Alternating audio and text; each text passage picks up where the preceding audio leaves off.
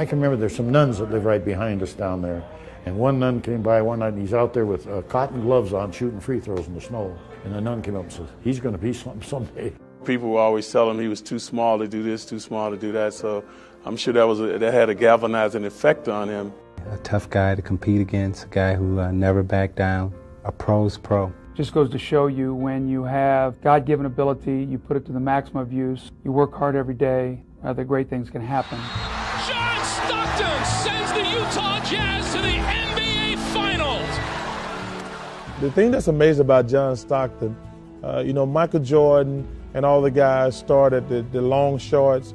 John Stockton is the only player, I think, in NBA history who has not adjusted his shorts. And he doesn't care.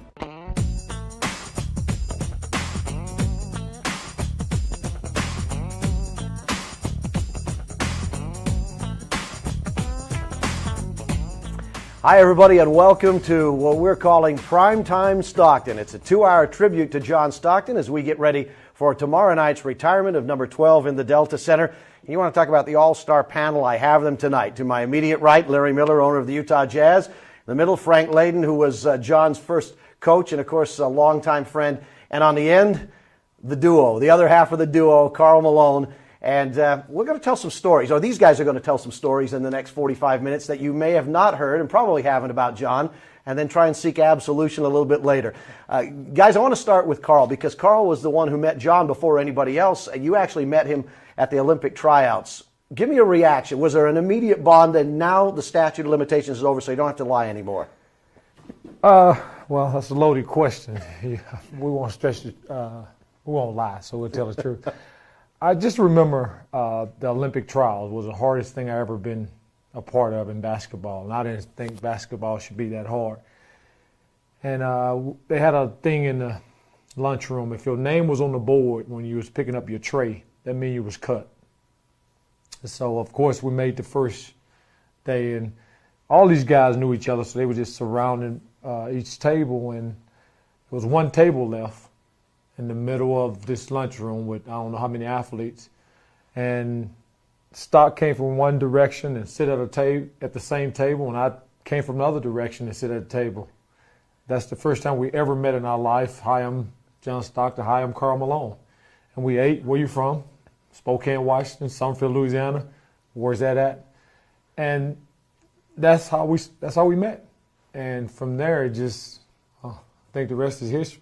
They shared a table and shared a career, too. That's pretty good start. Yeah. Now, Frank, when John came to the Jazz after he was drafted, and a lot of people didn't know who he was, first training camp didn't go real smoothly, didn't go real swimmingly, because a lot of people don't know that John thought what was being offered might not have been adequate. Well, I was pretty good at threatening the poor kids who I thought were going to be backup players, you know. It's the amazing thing about John was how many people take credit for him. Actually, the first person ever mentioned John Stockton to me was Neil McCarthy at Weber State. Then later on, it was Liddell Anderson, and of course, then Jack Gardner saw him in the college all-star game. I kind of looked at him and thought he was awful small, and we already had a great point guard in Ricky Green. So whether we signed him or not, I really didn't care. I think my attitude would be different today. For some reason, I was protecting that money like it was mine. We weren't trying to sign Dantley for $100,000. Now it would be $100 million, I guess. But I think we were probably within $50,000 or something of signing him.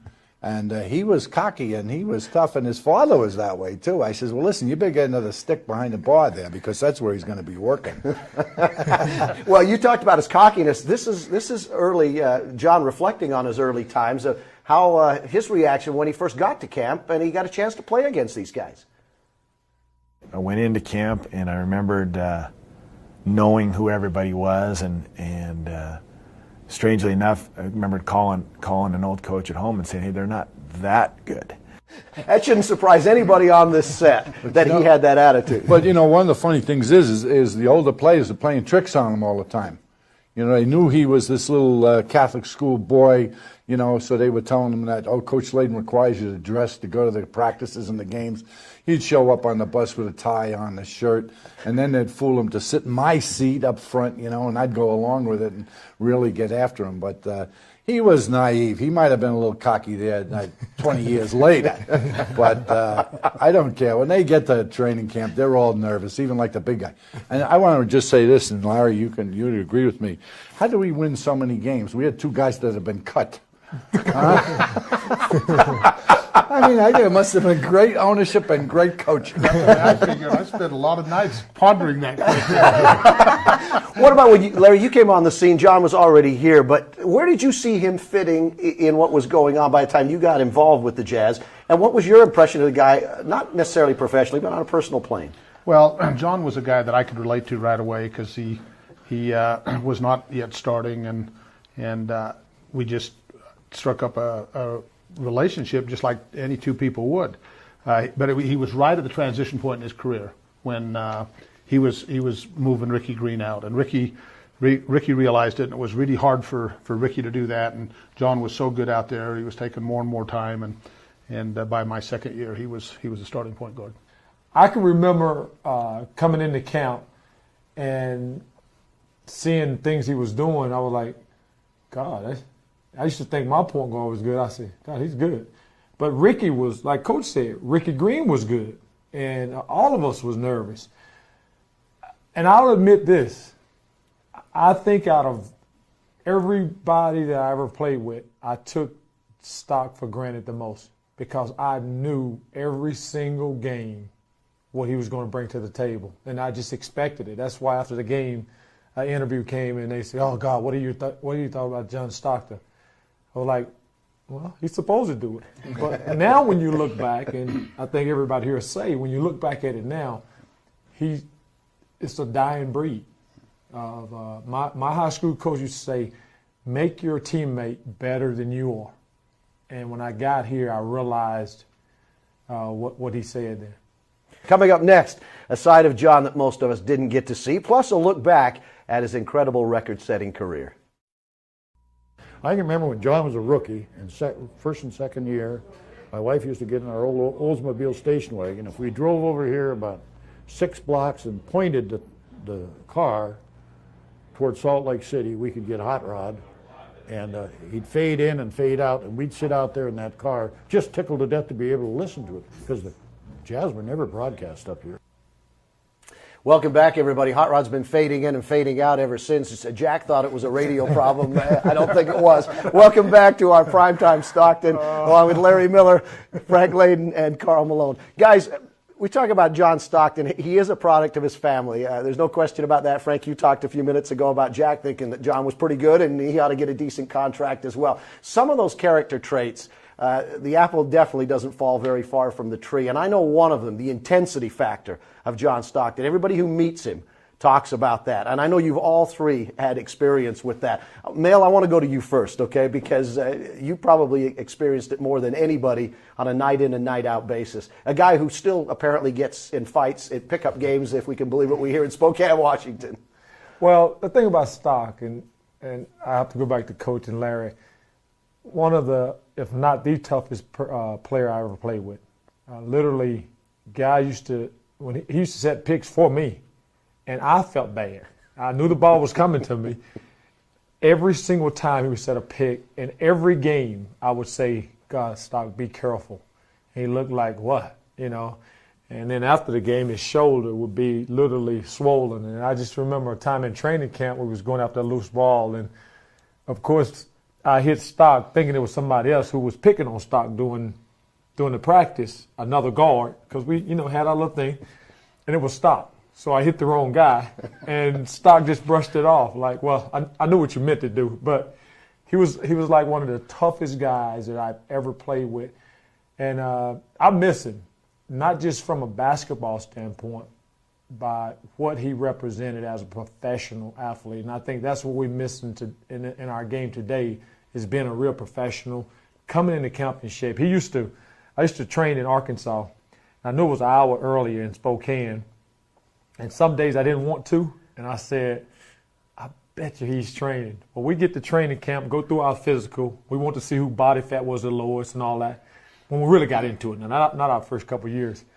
And he used to say the same thing. God, I bet he's on that treadmill, that Stairmaster. So we competed all the time.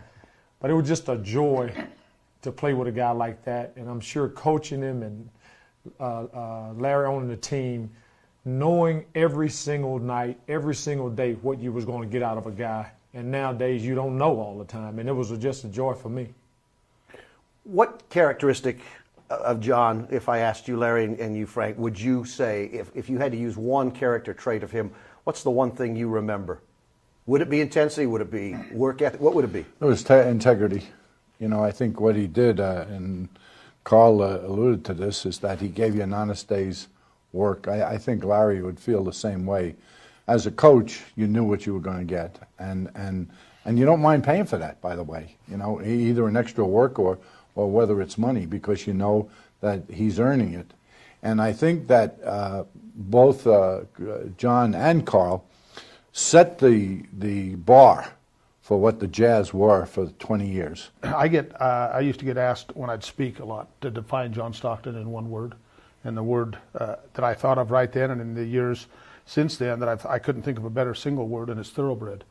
Just whatever he did, he was so single-minded, so single in purpose, and a lot of people didn't understand that. But if you look at how he was as a basketball player, and you could beat John Stockton, but he would never ever give it to you, and you had to be pretty darn good to beat him and catch him on a bad night. And as Karl said, you almost got to take it for granted because he was there with it every night. And with Karl and John both, they might have better stats one night than another night, but it was never because they weren't trying, and I can live with that.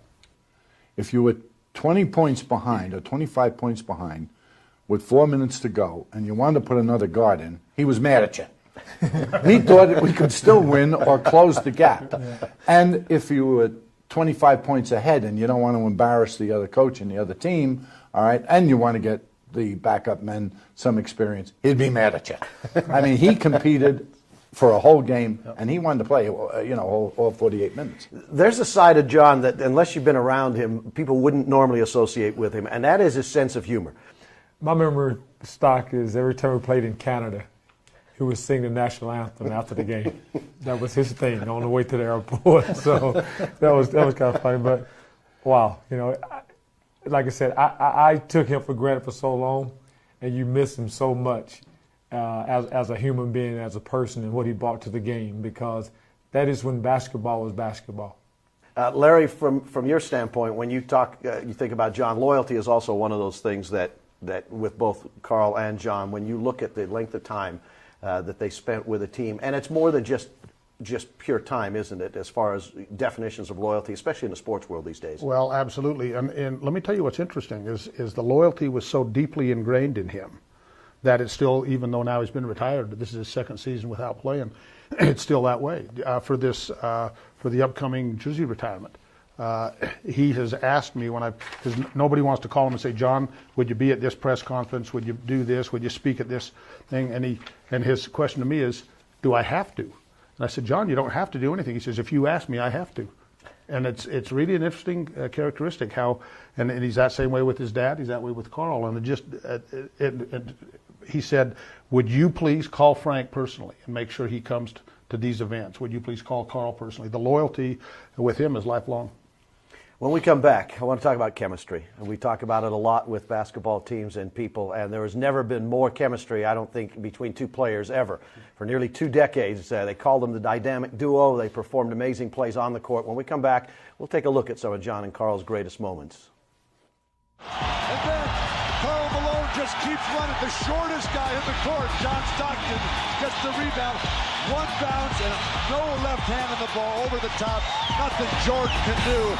Karl Malone, the best running big man in the game, just keeps it going. Pounds by everybody. Stockton, normally so stoic, he says, yeah. Russell will inbound at half court. Stockton, open three. Good! John Stockton sends the Utah Jazz to the NBA Finals. That was so many things all wrapped up into one. It was our first chance to go to the championship. It was really the first time we'd been able to beat Houston at anything, or they just year after year we kept running those guys in the playoffs, and to finally get over that hump. That was, I think, a snapshot of John Stockton that we have never seen before. I think other than the night that he was honored at the Delta Center, the most emotional we've ever seen him. Welcome back to Primetime Stockton. And Larry, you watched that again, I saw, with great detail, attention to detail. Yep, and I got to tell you what happened in that play. And if you can see it again, it would mean even more. But at the timeout, the coaches are overdoing their thing, and Karl says, "Hang on." He says, "Let me tell you what we ought to do." He says, "Stockton, I guarantee you will be open."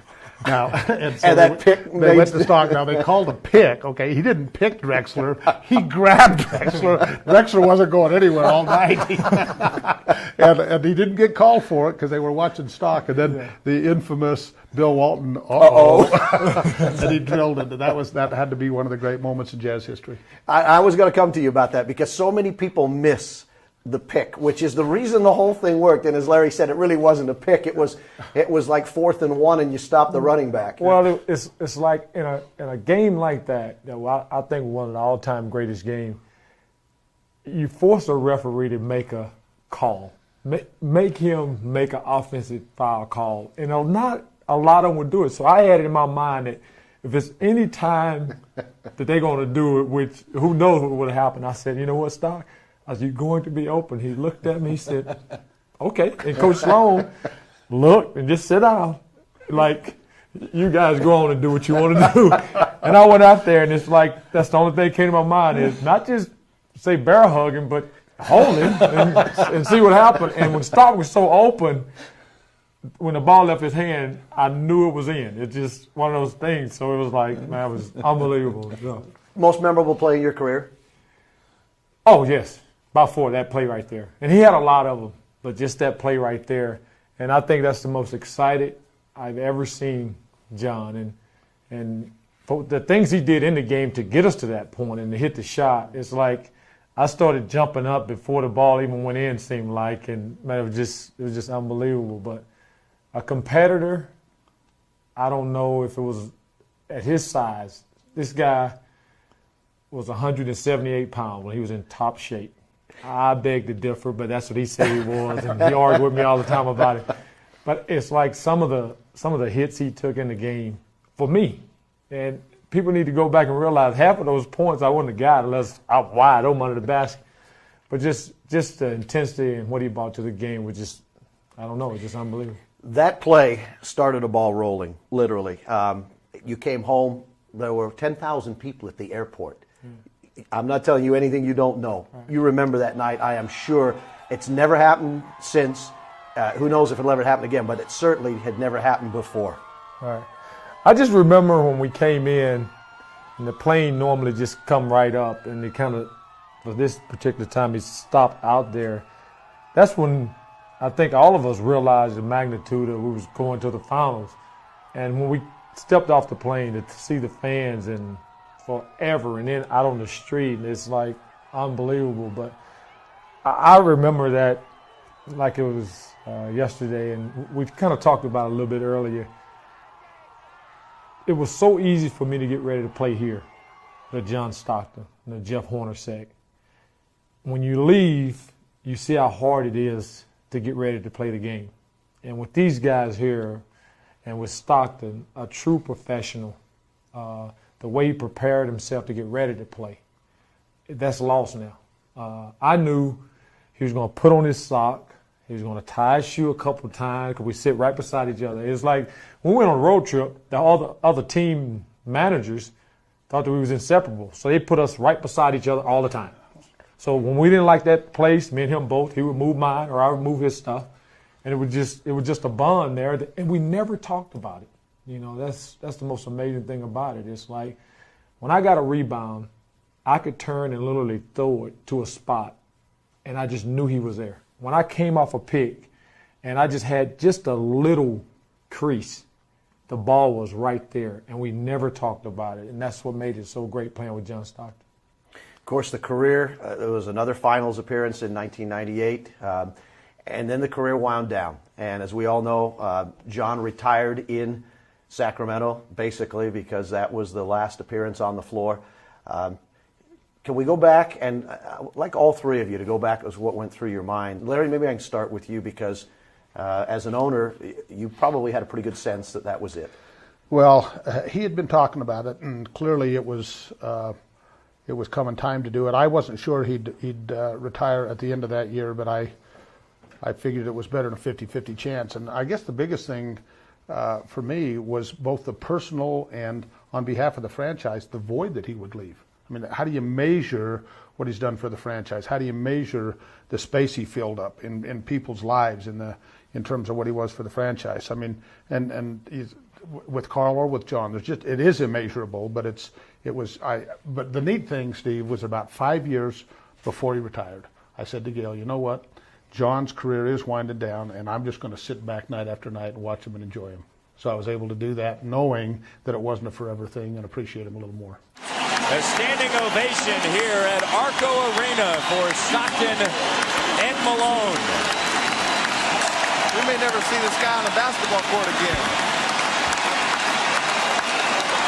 What is going through their minds at this time? Talk to me a little bit about what the announcer asked. I wonder what's going through those two guys' mind. Take me back to the bench when you came out of that game in the loss against Sacramento. You know, but you don't want to accept it. Whether he told me or not, that's besides the point. It's just that I didn't want to accept it. Maybe he told me, and I just didn't want to believe it. Maybe he was telling me. But, God, it wasn't just a basketball player. It was like I came here from Louisiana here, and we meet, and it's like well, he was older than me, but it was like a little brother that you felt like you got to protect all the time, and he was a little brother that I got to protect my big brother all the time. But our talk on the plane was a talk that I'll never forget, because it's the first time really he opened up to me on everything and he was thinking, and vice versa. And you know, and I say it now, and Larry's here and everybody's watching. That's the first time that I realized that I didn't want to play here without him. So, you know, and it's the first time I've ever mentioned that. Everybody read into it like they wanted to, but I just couldn't see myself lacing them up in a Jazz uniform without number 12. And I think that speaks volumes. It's not about what this was said and how this was said. It's just that void was there, that I couldn't give them everything I had here because he wasn't there. And that's, I think, to me personally, that's the ultimate compliment of what I think about it. And Larry, that speaks to the legacy of these two guys, and they will be reunited again, not in, at least not in the flesh, but certainly in the future they will be reunited visually in front of the Delta Center as part of that legacy. Absolutely. Matter of fact, we were working on that yesterday. So getting the design and the footings where the bronzes are going and stuff, and clearly they're joined at the hip in NBA basketball and even more Jazz basketball history for forever. This is part of that project that has been an ongoing project for, Larry, how long? Inception a couple of years ago, basically after the announcement. Yep, that's exactly right. We've been working on it almost 2 years now, and he's being cast in bronze probably as we speak, and Karl's work is coming along. He's a few months or a year or so behind in the artist. We came in a year late, so. Karl, you're looking a little thin in that one. You've got to work on that a little bit. I was pretty thin when I came to the league. They gave me an opportunity to play, but I was pretty thin as well. But that's the artist Brian Chalice right there, and that's in his studio at his home, and it's really taken nice shape and looks a lot like John, and will be done in 3 or 4 different sizes in bronze. They'll get you a little more ripped before it comes out. Okay? Yeah, before it comes out, it'll get me right. But no, I had like I said, I think Larry was saying earlier how much more time we got. I think we can go on and on. Then I said, Larry, he on the station, so he can go as long as he wants. That's exactly right. But it's just so many things that Stop bring to the table. And it's like when he left, that's when people really start to appreciate what he was. I had an opportunity to play somewhere else, And boy, did I appreciate and didn't take it for granted like I did for all of those years. And you get to see that, and Coach said it earlier, you get to see a different part of it. And I admit that I did, but I also appreciate the year we played together, because I loved in the fourth quarter, it's 2 or 3 minutes to go, we up or down by 1, and Coach Sloan said, pick and roll until they stop it. Boy, I just loved it. It was just, man, one of those things I'll never forget the rest of my life. Let's talk about Monday night in the Delta Center. Karl, you've been through an emotional night in the Delta Center. John has as well. You handle those a little bit better than John as far as being more comfortable. It is not going to be John's thing, we know, Larry, on Monday night. And yet he said again that he will do this. And I'm sure when he gets there, he probably will enjoy it a lot more than he thinks when he's looking at it now as something in the future. Talk to me a little bit about Monday night. Well, you're right. It's an interesting thing with him because it goes against his nature, being in the limelight and so on. But he knows that this is for the fans. He knows that it's for he and his family. And he says, how long do I have to speak? And I said, well, the good news is it's halftime, so you won't have long. You'll probably have 30 seconds, maybe 60. So pick your words carefully. And of course, Nada and the family and his parents will be out there with him. It'll be a special night, but it'll come and go pretty quick. But it's been a hard sellout for a long time, and by that I mean standing rooms, suites, everything are all sold. And it'll be an emotional night as it was when we had the John Stockton Day a year ago, June. But it excites me on one hand for him and for the franchise, but it also saddens me because it'll probably be the last major event where he is a Jazz player honored by the fans and the franchise. There are some great stories that take you behind the scenes. Frank, I'll go to you first. Well, I'll tell you, his father, Jack, is a competitor. He's a tough guy. He's a little tough Irishman, and of course his father-in-law, Nada's dad, former governor of Alaska, and I always call him the governor, Governor Stepovich. They invited me to go up and to have dinner with them and to play some golf over at Coeur d'Alene, which is nearby Spokane.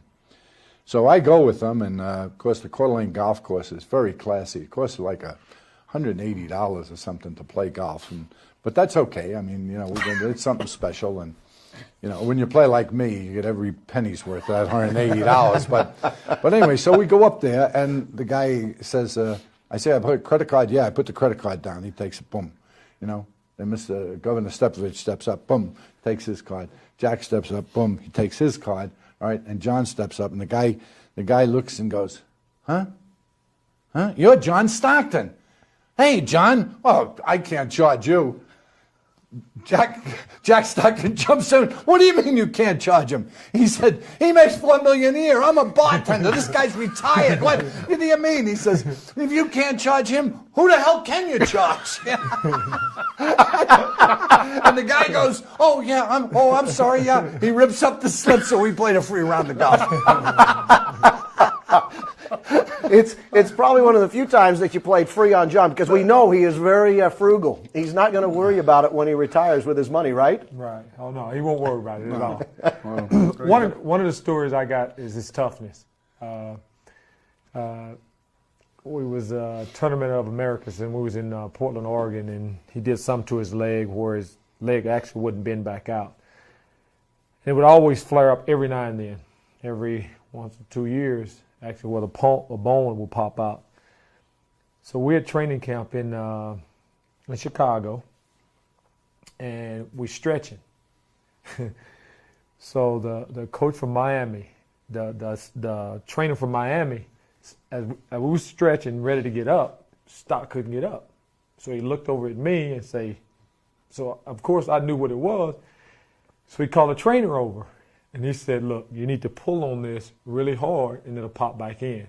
Well, this guy here wanted no liability at all. So I watched as he did it himself.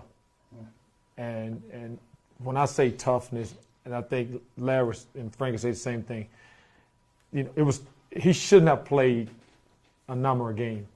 And he was hurt sometimes so bad that I wouldn't even get eye contact with him in the game. I'd just say, how you doing? Oh, I'm fine. I'm ready to play.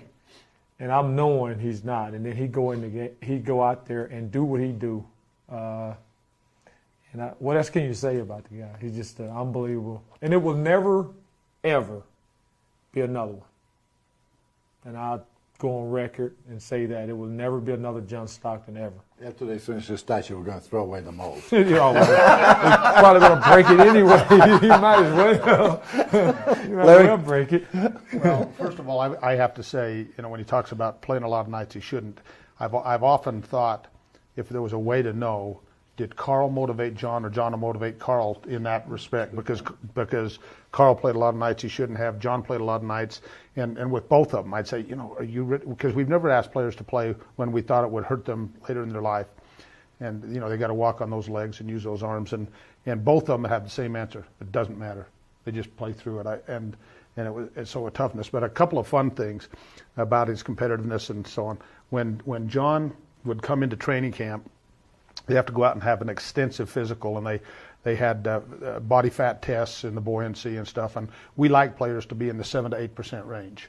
That's where their joints can get lubricated properly and so on, and 7 to 8% body fat. So generally that's where most players are. We had a couple that were struggling getting down to 15 in their contracts. I won't mention any names. Had to do with one of Karl's comments one summer, and fat something or others, I can't remember, and so on. But I shouldn't get off on tangents here, right? But I remember that they would come in and they would be so lean, and Karl's and John's last season together, we were at a practice, and we were standing there and they're in sweats, and I was there, and Jerry's talking to all the players, and there's 25 guys still in camp, and I said, how did your body fat test go today? I'm standing next to Karl and John, and Jerry's talking, so we want to be careful not to interrupt him because he doesn't like that, even from me, and I try to respect him that way. And Karl says, 2.7. And I looked at him, I said, really? And he says, yeah. And John kind of saunters up, just like who, me? He just saunters up real quietly and says, 2.4. and if you talk to Russ Shields, who's one of the team doctors, he'd say every year when John comes in and goes to do the treadmill test, he says, what's the record? And every year he breaks his own record. And I mean, that's just how he is. And he said to me, do you know what John's heart rate is, standing heart rate? And I said, I have no idea. And he said, do you know what your own is? And I said, no. And he says, well, if you were really healthy, your standing heart rate would be 62 to 67. And if you were in unusually good shape, it might be the high 50s. I said, okay. He says, John's standing heart rate, and he was, I think, 38 years old, is 36. And I said, 36? I can't even relate to that. He says, yeah, sometimes we have to check him and see if he's dead. And I said, tell me, in lay terms, tell me something about that. He says, he can recover his wind. He doesn't have to sit on the bench and take a time. He can recover while somebody's shooting free throws at the free throw line. And that's why we see sometimes he doesn't seem like he's sweating and stuff that much. But that's because of how he takes care of himself. And so I think both of them motivated each other, Karl and John, both fed off of each other and make each other great players. I remember doing practice or a game. It could be something serious going on. He'll come over by me and do like this. Dang, can you believe I'm sweating? He used to do stuff like that. Like yeah, because I sweat all the time. He was like, God, can you believe me sweating? I wasn't planning on sweating today. So that was just his nature. And to play with a guy that was in shape, it motivated me. I'm serious. We had a standing little debate going on. Who was training? Oh, God, it's 7:30. I know Stockton is working out. I better work out. And if he didn't, I'll work out later. But like I said, it's going to be a wonderful moment, I think, in the Delta Center. And every single applaud he should, and more. I think people finally will realize now what really was and what he was like, and it won't be another one. One of the things I was thinking about last night when I was thinking about coming over here today is what if there was no John Stockton and there was no Karl Malone, and certainly they weren't together. I think they would have been great players, but as a duo, it was certainly Marino to whoever it was, and Coach, I know. But I think they would have been great. But there wouldn't have been any Delta Center. There would have been a housing project there. and we would have been talking probably to the Minnesota Jazz. There'd be no Larry Miller. Oh, Larry Miller would, probably own the Yankees or something. But that's, but really, He'd own something. I think the acquiring of John Stockton began the legitimacy of the Jazz, and it coincides with also the purchase of the team by Larry Miller, that they were going to be here forever. And Karl Malone, well, I noticed you took a shot at John being older than you. Yeah. Uh-huh. Yeah, I noticed a little gray in that beard, too. Well, if I let it grow out further, it'd be a lot more. Trust me. Only 16 months. Only 16 months. And Larry, as an owner, to have two of the 50 greatest of all time, and to have two that you've got one going up in the rafters on Monday and the other one won't be far behind. It has to be, even though it's an evolutionary process as an owner of a franchise, this has got to be a great time for you. Well, it really is, and I know that it's a great time in history for, as you said, for me and my family, but more for the franchise and for the fans, just for all of us. And there won't be any other time like it. I'm glad that I was able to appreciate the years. And I do want to say, Steve, that it's really special, and I want I want Karl and Frank both to know that that John made me promise and swear to make sure that these two would be here for this show and for the events that'll go on during the weekend to honor John and how special they both are to the franchise. And thank you. I told John that since he haven't came to see his goddaughter, Katie, Bring her our to see oldest, him. we'll bring her to see him. There you so go. He'll get to see her. Does that surprise you that he hasn't been down there yet? Absolutely no, not. But I tell you what, when I lost my mom in August, I had no idea he would be there. I got 4 calls every single day. And little did I know, when I walked in, just like John would do, 100 degrees, I walk in with my brothers and sisters, and something said, look to the left, not down, but up. And I looked up, and who did I see? In El Dorado, Arkansas. Now, it takes some effort to get there. And John and Nader was there, but that's the only way he was wanted. And as he left, people were like, man, that was John Stockton. And I'm looking like, yeah, that was John. But that's how you wanted it to be. So.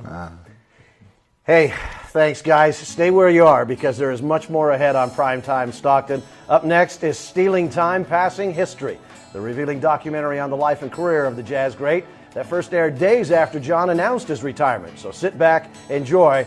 That's coming up next.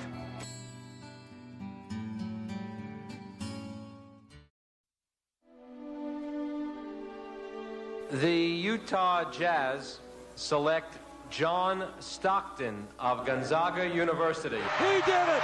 John Stockton, a new NBA assist king. The crowd going crazy. John Stockton sends the Utah Jazz to the NBA Finals. John Stockton, Stealing Time, Passing History. On May 2nd, 2003, John Stockton uttered the words, "I think I'm finished. It's time for me to move on." And just like that, the 41-year-old passed on playing another season, promptly ending an improbable 19-year career in the NBA, all of them with the Utah Jazz. John is the ultimate gym rat. And he's not doing it for the paycheck, he's doing it for the love of the game. He is tenacious. He has a problem with losing. I have heard him defined as the kind of guy who has to beat his 5-year-old kid in ping pong 15 zip every game. Anything he does well. It's one of those guys, every team wants a guy like John Stockton. You never know the guy was a superstar, the way he carries himself, and I like that. He's very unimposing.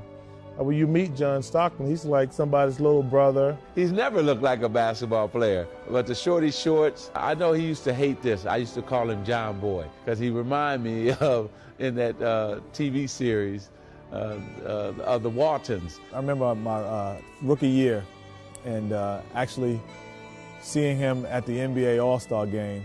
And I had played against him already. However, when you see him, he doesn't look like a basketball player. So he was walking through the hotel, and he had a suit on. He looks like an insurance salesman. And then the second time I see him later on, he says, "Hey, Kenny, how you doing?" And I look, and I thought it was a fan because of his size and his stature. But on the court, You know who he is, you know what he does, and he does it better than anyone who ever done it at the point guard position. He's something special. I think of him as the point guard. Perfection. When you talk about point guard, the classic point guard, that's John Stockton. John Stockton is a professional basketball player. And when I say that, I mean that he is the guy who you would want your son to play basketball like. Well, he's the best point guard of all time. I mean, not only what he's been able to do at the peak of his career, but how he's been able to play with such consistency and longevity. It's amazing. I used to have a coach that always say, make your teammate an all-star, all-pro, and that's what he tried to do every night. Stockton retired as the NBA's all-time leader in steals and assists. He led the league in assists an astounding 9 straight seasons. 7 of those years, he totaled more than 1,000. His 15,806 career mark is nearly 6,000 more than Mark Jackson, who's number 2 on that list. The main thing about a point guard is he looks to dish before he looks to swish. Well, that's the heart and soul of his game, because I associate that with the way the point guard position is played. You know, John comes over half court thinking, how am I going to set something up for one of the other 4 guys, rather than thinking, what am I going to do for myself? You can't teach what John Stockton can see on the court under pressure. He not only can see everybody, but he remembers where they are. Taking a visual picture of where the guys are on the floor, not having to look at a guy to make a play. Well, he can anticipate when guys are going to be open, and that's a sign of a great passer that can know when a guy is going to be open, know where he likes it, and deliver it there. He picks you apart. Throws it right by through traffic. 3 guys there. The defense never sees the ball coming. It's right to the guy for a layup. I mean, absolutely unbelievable, marvelous. When you watch players cut when Stockton has the ball, they've always got their hands up and their eyes on the ball, because you never know when he's going to let it go. Stockton with Thunder, there's big one. He sees an opening and he's going to fire it at you. And of course, that's where the old saying, know your customer, comes from, because you know, some guys needed room service passes, as we called them, you know, like come over and hand the ball to you because you're not ready to catch it. He's the all-time assist leader in steals, and you know, people don't really talk about the steals as much as the assists, but you know, he plays both sides of the court, and that's what makes him a complete player. For him to hold both records is an incredible achievement, and those 2 records will probably be there for a long time. His instincts as an offensive player, he converted those to defense, and he saw the passes before they were thrown. He anticipated what he would do, and so when the opponent did it, bingo, he had the ball and off he went. He's a good defender because he gets over those screens and picks with a lot of gusto. He doesn't allow guys to pick him off, and then if he has a mismatch, he doesn't allow a taller player to try to post him inside. So he's working diligently and relentlessly to get inside to stop the play. He doesn't go out there and play around with the game. He's very serious about it. He's a smart basketball player. You know, everybody say he's dirty, but I think that's wrong. I think that's not a statement for him. I think that Haitian doesn't understand. He goes out and play basketball the way he knows how to play, hard. I tell people all the time, this to me has been like the greatest era of basketball.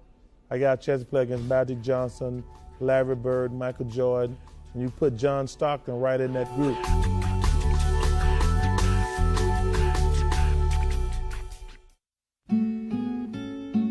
John Houston Stockton was born March 26, 1962 in Spokane, Washington, where he grew up the 3rd youngest of 4 children to Jack and Clementine Stockton. Irish suburban Catholic.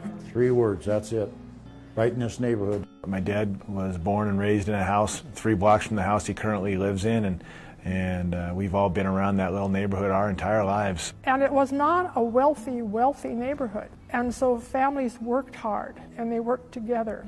And I think John has that in him from his family and from his neighborhood. John's father ran Jack and Dan's, a popular tavern that's a stone's throw away from the Stockton household. When Jack wasn't pouring pints, he was helping raise a tight-knit family. Things were handled at the appropriate time. He didn't sweat the small stuff. Mom's always been solid as a rock, and again, when you have good parameters and fair parents, it sure seemed easy growing up. During John's adolescent years, he was close to his sisters, Stacy and Leanne, But it was older brother Steve that John had the strongest bond. As for my brother and I, we competed. I competed constantly. I think that I'm 4 years younger than him, and it was never very difficult for him to beat me at anything. I spent most of my life just hoping to beat him once at something. I didn't care what it was, even if I could grow an inch taller than him or throw one strike past him, anything, and I would have been pleased. If he and Steve mowed the lawn together, they'd figure out a way to compete while they're mowing the lawn. It would become a game to them. And they were that way at shoveling the walks, pacing off, and see who could clear how much snow the quickest.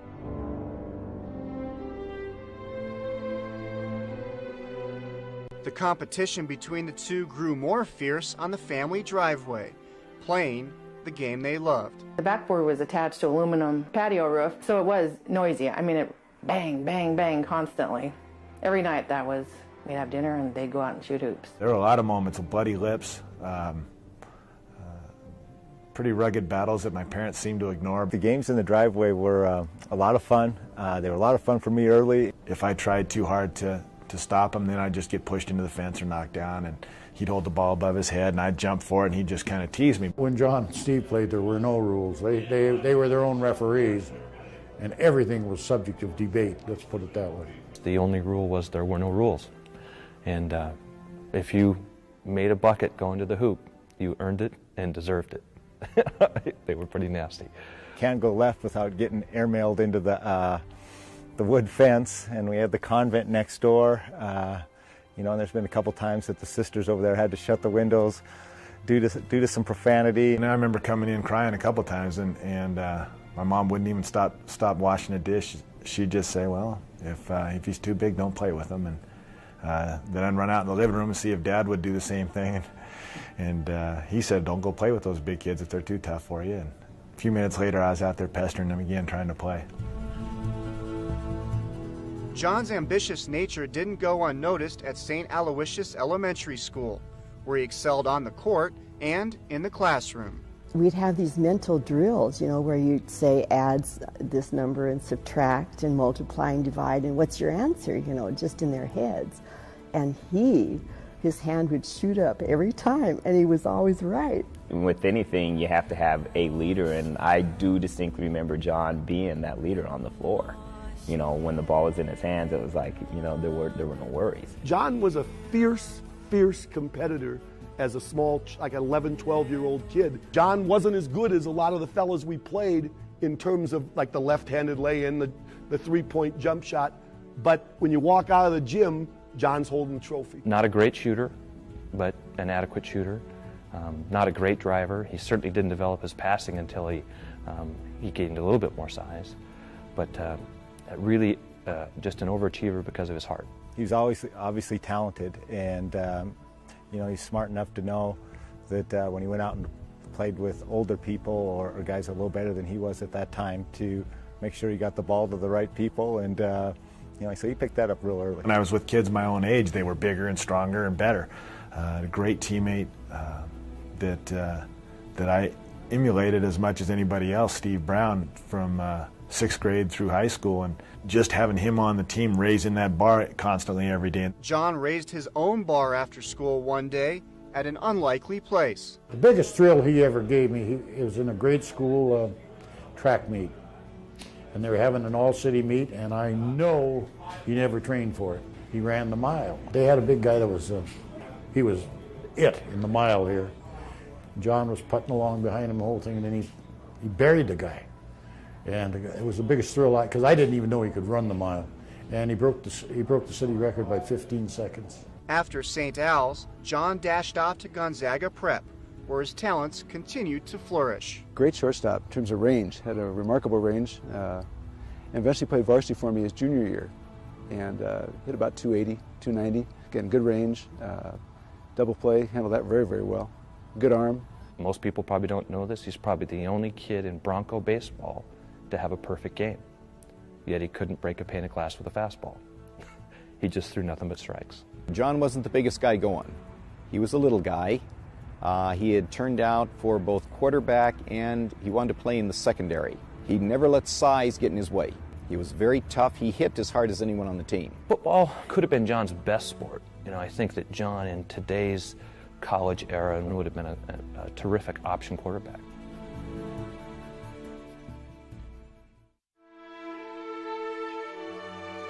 First impression of John, just a skinny, small kid, not ready to play. You know, looked like a junior high player. They laugh about the priests here would give him a key so he could get into the gym, and he always had, you know, a game going on. And it's not unrealistic to think that he would spend 5 to 6 hours playing hoop, whether it be in a facility or outside shooting around or bouncing the ball in his room. Or, I mean, he lived for it. It was really what made him tick. He did a lot of stuff on his own, like dribbling in the basement in the dark. I can remember there's some nuns that live right behind us down there. And one nun came by one night, and he's out there with cotton gloves on shooting free throws in the snow. And the nun came up and said, he's going to be something someday. John's hard work paid off by his sophomore season at Gonzaga Prep, when he earned a starting spot on the varsity team. Stockton wasn't flashy, but incredibly efficient. I yelled at him and I said, hey, can't you be creative a little once in a while? He mumbled, and next time down, he throws a behind-the-back bounce pass to a guy in stride for a layup. And as he runs back by me, he says, is that creative enough, Coach? Stockton continued to amaze the next couple of years, and by his senior season, John averaged 23 points per contest and had 17 steals in one game. But the 5'10", 145-pound point guard had few college suitors. When the time came, there were only 2 or 3 Division I teams that recruited me. John visited us, he visited Montana, he visited Idaho with Don Munson, who really wanted him, and he visited Seattle Pacific. Carroll College was interested. I think that Montana was interested. And when Gonzaga showed some interest, it was great for John because he wanted to play in his own backyard. Once I went on the first recruiting trip, I pretty much knew I didn't want to leave home. And the decision was simple. I'd grown up on campus at Gonzaga. It didn't seem that appealing, but it was perfect. He committed on Easter Sunday. He called my house and he said, Coach Fitz, I'm going to go to Montana. And my heart just dropped because by that time, you know, we felt strongly about him and felt we had to have him. And then he said, when you guys go over and play him, in typical John fashion. John would spend the next 4 years at the university where he grew up in the shadows of. It was the same place where his grandfather, Houston Stockton, was an All-America football player in the 1920s. During John's first year at GU, he met Nada Stepovich, a volleyball player and daughter of the last territorial governor of Alaska. We met when we were at Gonzaga as freshmen. He actually had a class with my twin sister, Laura, and he came over to borrow her notes. And so that's when the first time I met him. It worked out fine. She had a boyfriend already, so. That same year, John also made an indelible impression on DePaul's legendary coach, Ray Meyer. What's the deal with the guy with the freckles on his butt? And I said, Ray, there's days in practice. And I said, I know this is nuts, but I said, there's days in practice that I think he's faster with the ball than without it. It was with the ball that John worked wonders, and in his final season was named First Team West Coast Athletic Conference after averaging 21 points and 7 assists per game, numbers that would merit a tryout for the 1984 Olympic team. Just being invited to the Olympic team was probably the most exciting individual thing that had happened to me athletically. The invite to the United States Olympic team, it was awesome. At the trials, that was something in my back of my mind that I kind of felt, you know, is he going to faint? You know, is he going to get in there and go, ooh, wait a minute, that's Michael Jordan, or that's Patrick Ewing, who were the names then, or boy, he didn't even blink. What a learning experience that was. Talent there was phenomenal, and yet it gave me some confidence that maybe I could play against him. The first time I met John was we both got cut from the Olympic team in '84. We rode to the airport together. It was kind of weird because it was me, Karl Malone, Terry Porter, and you think like, wow, and then you see how his career turned out.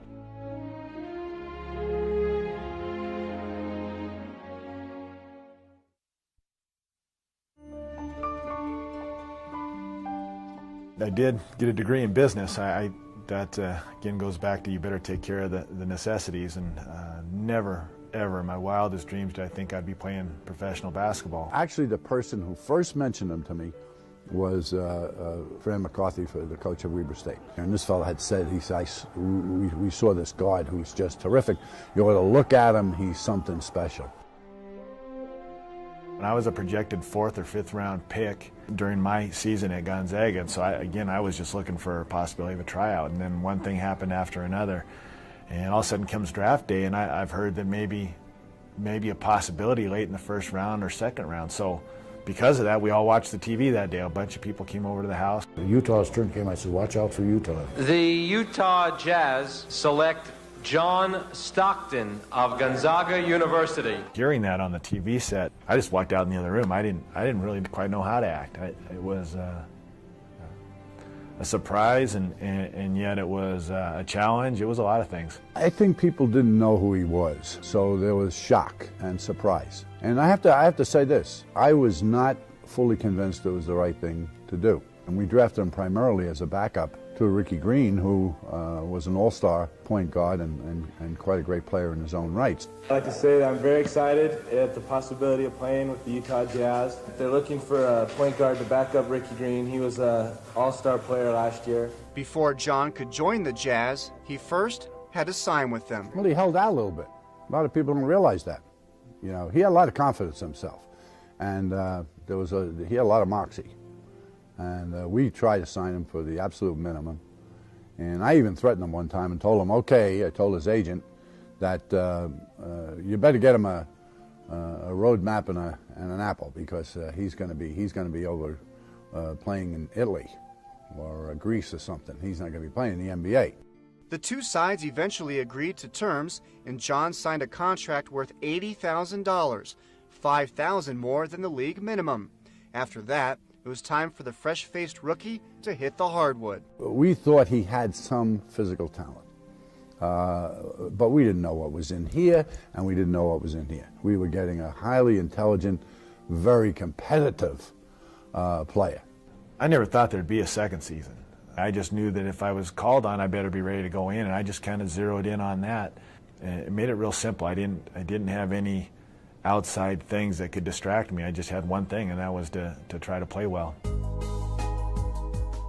This was my one shot. You know, he didn't look like anything special. Just real quiet, really nice guy, just kind of feeling his way around. I went into camp, and I remembered knowing who everybody was, and strangely enough, I remembered calling an old coach at home and saying, hey, they're not that good.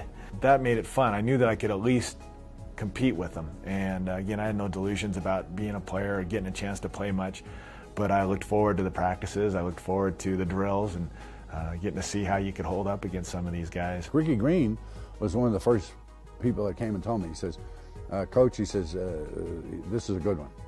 He said, he's something special. He was somebody who liked to play the game and was very tough in training camp and got right up in guys' faces and gave Ricky Green all he could handle in practice every day. Played against him in an exhibition game when I was with the Boston Celtics. And I knew right then that Stockton was going to be good. I had no idea he was going to be as good as he was, and I don't think anybody could have.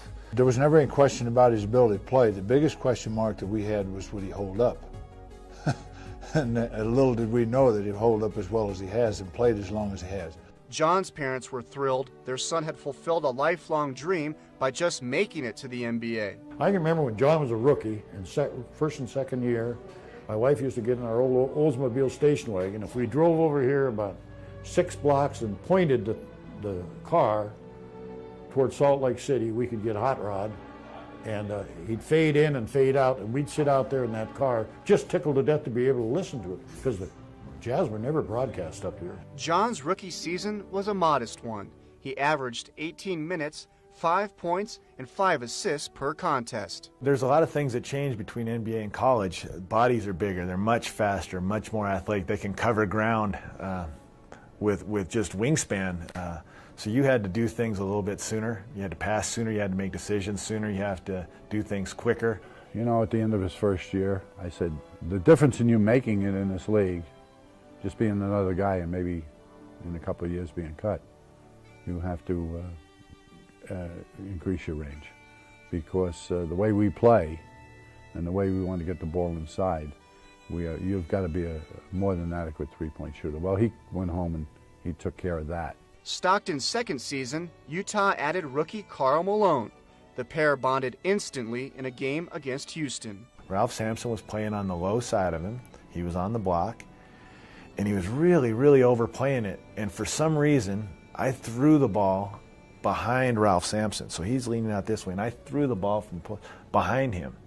Don't know, to this day, I don't know why I threw it. There was nothing there. It wasn't open. But that instant that I loaded to throw, Karl spun and threw his hand behind Ralph Sampson and laid it up. And I marveled at his end of that. I don't know why I threw it. It wouldn't be construed as a good pass other than it was completed for a layup. It was just an incredible move, and he read something there that forever gave me confidence throwing him just about any pass. Karl sets the screen, Stock left to right, rolls to Karl. He's under, slam it in with the left hand. Oh, what a play. After playing behind Ricky Green for most of his first 3 seasons, Stockton became the team's floor general in his 4th year. It was a watershed season for the Jazz and John. The newly appointed point guard broke the NBA's all-time single-season assist record with 1,128, surpassing the previous mark set by Isaiah Thomas. 3, 2, a leaping leader by Stockton, no good. Rebound, Stockton! Left side of Bailey, all alone. He scored! What a play by John Stockton! We were pretty good up to a certain point, but when those two came into their own, this franchise just was put on their shoulders. Perry's back. Great move by Stockton. Oh! Stockton behind his back and the dish to Malone. That's it.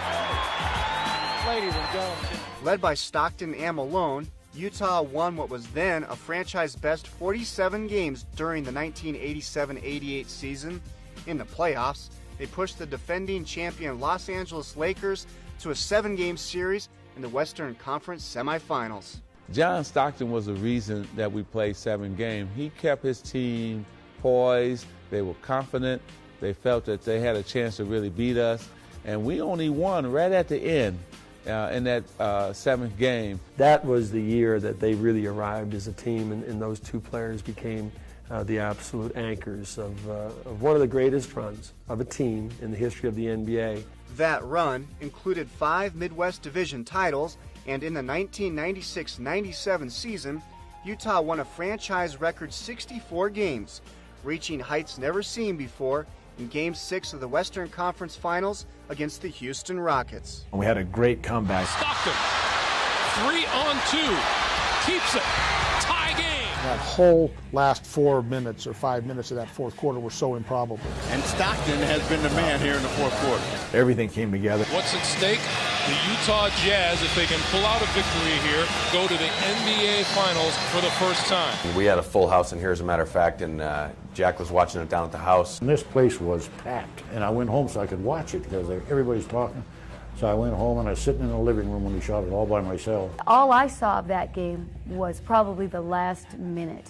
It's the same play we ran all the time. The guys want a shot in those situations. Usually you can step up and make them. You know, I'm sure that's what every kid in the world dreams about, doing that one time. So it was no different for John, I'm sure. Russell will inbound at half court. I was in the corner in front of the bench there, and when I saw him with the ball and no one near him, I'm like, oh my God. Stockton, open 3, good! John Stockton sends the Utah Jazz to the NBA Finals. Well, I was sitting on the bench, so I got a good view of it. When it left his hands, I just got up and started walking to the locker room. I just knew. I mean, I knew the guy was going to make it because he's just ice. I knew it was in. That's the kind of player that he is. He was not going to be denied that moment. When he hit that shot, we all screamed so loud that we woke up everybody. I just went bonkers, and I came down the alley here, which is 2 blocks, and people were standing up, so they knew I'd be coming. And they were, God, it was great. It was really, that was a big thrill for me. We have never seen this kind of emotion from Stockton and Malone, and finally, their day has come. He was acting like a little kid. He jumped up and down. He had his fist clenched, and he was just jumping up and down. He was the happiest guy in the world. It was so much fun just seeing him hit that. And when he started, jumping up and down, we thought, hey, we can do it too. He made that shot. I was running around the house crazy. running all over the house, doing what he did and everything. It was a special day. You don't see him showing any emotion on the court, and that one was something else. That was so many things all wrapped up into one. It was our first chance to go to the championship. It was really the first time we'd been able to beat Houston at anything. I've never really gotten over, my first year I got traded to Houston, and he hit the shot over me to send the Jazz to the finals. It was just a terrific shot. And what a great moment for the Utah franchise. Their proudest moment ever. It's got to be the greatest shot in Jazz history in terms of what it meant to the team. After knocking off Houston to reach the NBA Finals for the first time in franchise history, Utah met the defending champion Chicago Bulls. The Bulls led the series 2-1 and had a 5-point lead with just over 2 minutes remaining in Game 4, when Stockton took over once again. John Stockton with an enormous shot to bring the Jazz within 2. John then stole the ball from Michael Jordan and was fouled on the fast break, pulling the Jazz even closer from the free throw line. That set up another magical moment in the game's final minute. Game 4 of the NBA Finals with the Bulls up 2-1. And Jordan comes up court. Stockton fires down on the line.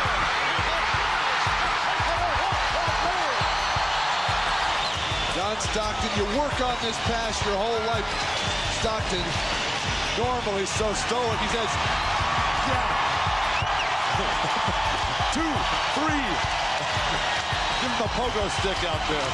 To me, that's a pass there that I'll remember. Out of all the great ones he's made, I'll remember this one right here probably for the rest of my career, because it had to be, like I said, the perfect pass. With the win, the Jazz evened the series at 2 games apiece, but the Bulls took the next 2 and the title.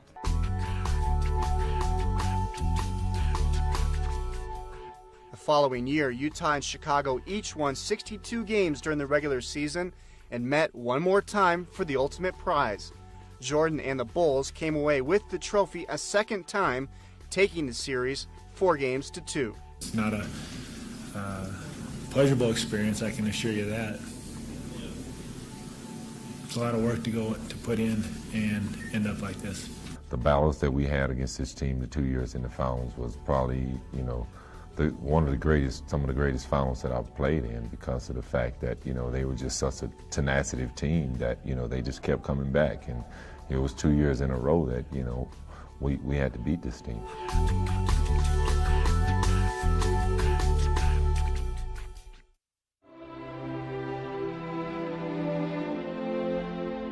John Stockton and Karl Malone have shared their biggest moments in basketball together.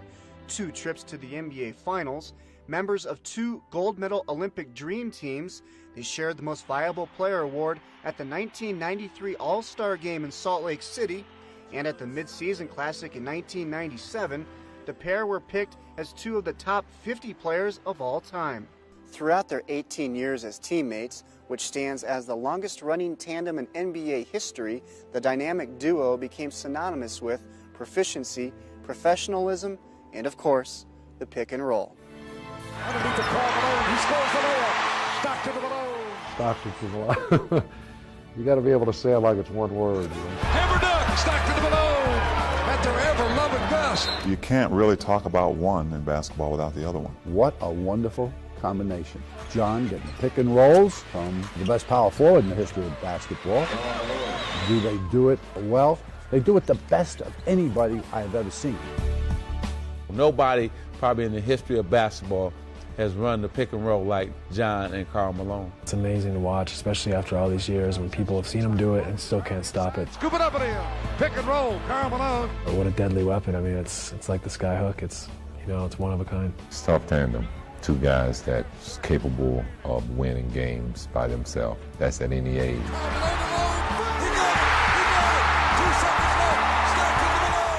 They're the greatest screen roll players I've ever seen in the game. In terms of a twosome, they've probably, and their skills, have complemented themselves about as well as any 2 people, given the positions they've played, and I suppose they've exploited each other well. Karl brings the brute strength, the force, and John, the savvy, the passing, the shooting. those two were lucky to have the opportunity to play with each other for so long. They're both very blessed that they got a chance to play with each other. They're two guys who, I talk about how they make other players better. They made each other better.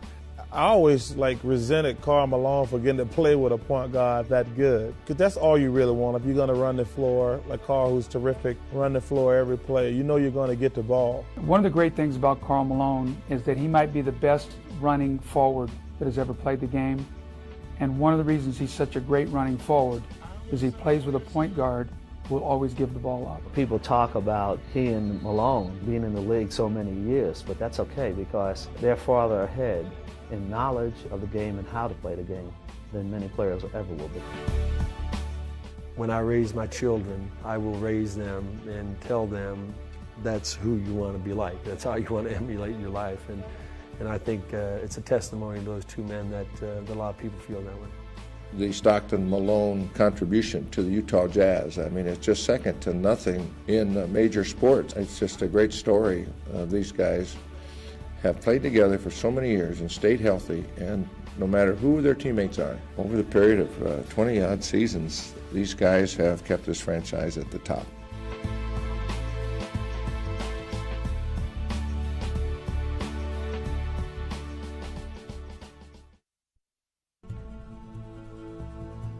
When you talk about greatness, you have to enter longevity in there, be able to keep your body healthy and to play for many, many years, and nobody's played longer at that position than John Stockton. Use the phrase freak of nature, I think would fit him well. Nobody is supposed to be 40 plus years of age and still being able to do the things that he does. You can take the 24-year-old and play against those guys, and quickness means nothing. It's when you take that burst of speed. How you come off a pick like John and runs it with Karl. He just knows how to basically sucker those other players into doing what he wants them to do. And that's just being a smart player. It's good to watch him, teach the young guys a few tricks, because all the young guys can come in and run and jump and do all the fancy stuff. And, at the end of the night, he's 5 for 7 with 12 assists, and they can't figure out what happened. He's the ultimate point guard. I mean, you learn so much from him, when you're playing against him. He's very heady, smart. He's a basketball genius. In order to do it, as long as he's done it, and as good as he's done it, you have to be smarter than the next guy. He's taken care of himself well over the years, and not only physically, but maintained his mental stamina as well. There were days when I just couldn't seem to get my focus going, or wasn't feeling too good, or my back hurt, or whatever. You just go over and sit by John for a little bit, and all of a sudden you could get yourself dialed back in pretty quickly. I feel like it's my job to be ready to play every night, and even more than that, I feel like I owe it to my teammates to be ready to play every night. I don't want to let them down. I don't want anybody disappointed in me. I don't want anybody disappointed in our team, and that goes from coaches, teammates, family members, kids, parents, whatever. John rarely let anyone down. He was an Iron Man, missing just 22 games throughout his career. Stock played in every single game, 17 of his 19 years. John has a great body. People don't realize, what a good build he has. He's a powerful man. I never fully get out of shape, and I think a lot of guys get injured trying to get back into shape. They overdo it, and then there's never a layoff again with the long season to get through it. He's amazing. People have no idea of the things he does to stay in shape. Whether it be when he's at the lake taking an hour and riding to the top of the mountain, which nobody does. Everybody gets in a four-wheeler or something and goes to the top of the mountain to the lookout post at the ranger station. Well, John doesn't. He gets on his bike and he pedals his butt up there and takes a look around and says how beautiful it is and comes back and tells us about it. But that's the kind of thing that he'll do that nobody really has any idea about. He'll be gone for an hour and a half. What's he doing? I went for a bike ride. He's not going for a bike ride. He's doing something that he knows that's going to help him in the next season or the next week or the next month or maybe the next year. Who knows? For him to stay healthy and to stay fit and to be as great a player as he's been for so long, and to miss so few games and to play in the playoffs so many years, it's amazing. I mean, he's got to be one of the toughest competitors in all of sports, in the history of all sports. 6'1", 170 pounds. If you asked him to go set a pick on Shaq, he had no problem with it. Whatever it took. That seemed like to be his motto, whatever it took. to win the game, I'll do it. I try to run him over when he tries it with me. You know, he gets up onto you and he gives you a good shot. Very few guards will go do that. Very few guards will go and sacrifice their body to get their teammate open. You know, they think, well, if I just bring the ball up and get it to the right person, I've done my job. John plays the complete game. He is so focused on playing, you know, his mind wills his body to heal, or that he just ignores that he's got any pain going on. Yeah, I don't even know if he feels pain. John Stockton is tough. Well, I don't know if you can write the word down and describe anybody else other than John Stockton when it comes to playing the game of basketball. When he went to the Olympics, you know, he had a broken fibula, and a lot of players, it would have been a way to cop out. I made the Olympic team, but I broke my leg or something. But he continued to compete. There are a lot of great players in this league, but somehow they seem to get injured or miss games. And John Stockton, you pretty much can pencil in 82 games every year, and you know what you're going to get. And it doesn't matter if he's banged up, if he's sore, if he's hurt. You know he's going to be there, you know he's going to play the minutes, and you know he's going to produce. If he didn't have his work ethic and his ability to stay focused, he wouldn't be where he is right now. In a lot of ways, it's important what you do before you go on the court than it is what you do on the court, because there's a carryover, and I've tried to make myself as prepared as I can, physically, mentally, for every contest, every season. The mental part of it has been something that John has absolutely surpassed everybody else in. He gets in the heads of the opponent. I think that through the years, you know, a lot of guys wonder, who is this guy that wears his pants a little bit shorter? That's a competitor. You got that fire in his eye. Tough guy to compete against, a guy who never backed down. It's a headache, you know, because you know it's not a night off. You know, he's going to bring it when he's out there on the floor, and so, you know, he plays hard. He loves the competition. He loves to go against the best. Stockton's killer instinct was never more evident than at crunch time. He's got running room. Stockton, grab, hang it up. It's good. It's good. The Jazz win it. The Jazz win it. I can't believe it. 9 seconds left. 8. Stockton right side. Three-pointer. It's good. He did it. He did it. The Jazz win the game. Stockton on the turn for the win.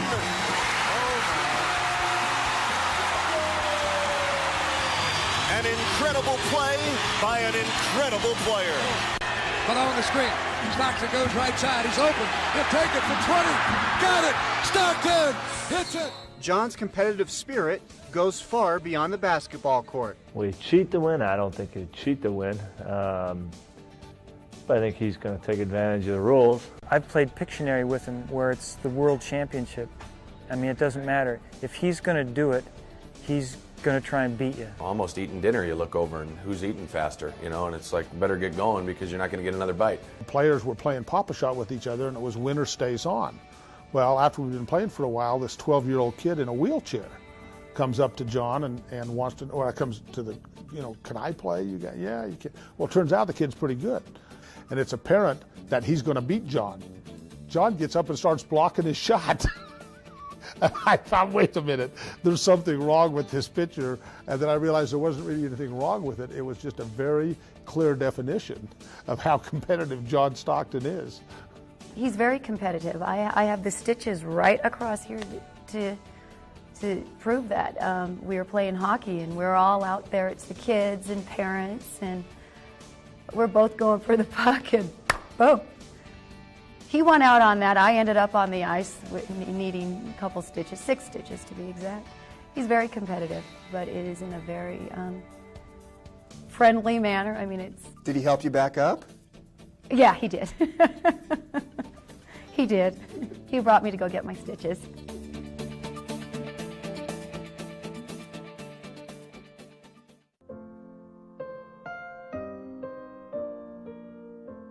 John's an average guy. John likes to play softball. He likes to ride four-wheelers. He likes to hang out, likes to swim, water ski. He's a avid reader. He loves to read about science stuff. He's into natural medicine. He's one of those guys that irritates you from the standpoint of the day after the season's over, he can go out and shoot 80 on the golf course. You know, put a bat in his hands, he can start knocking balls over the fence.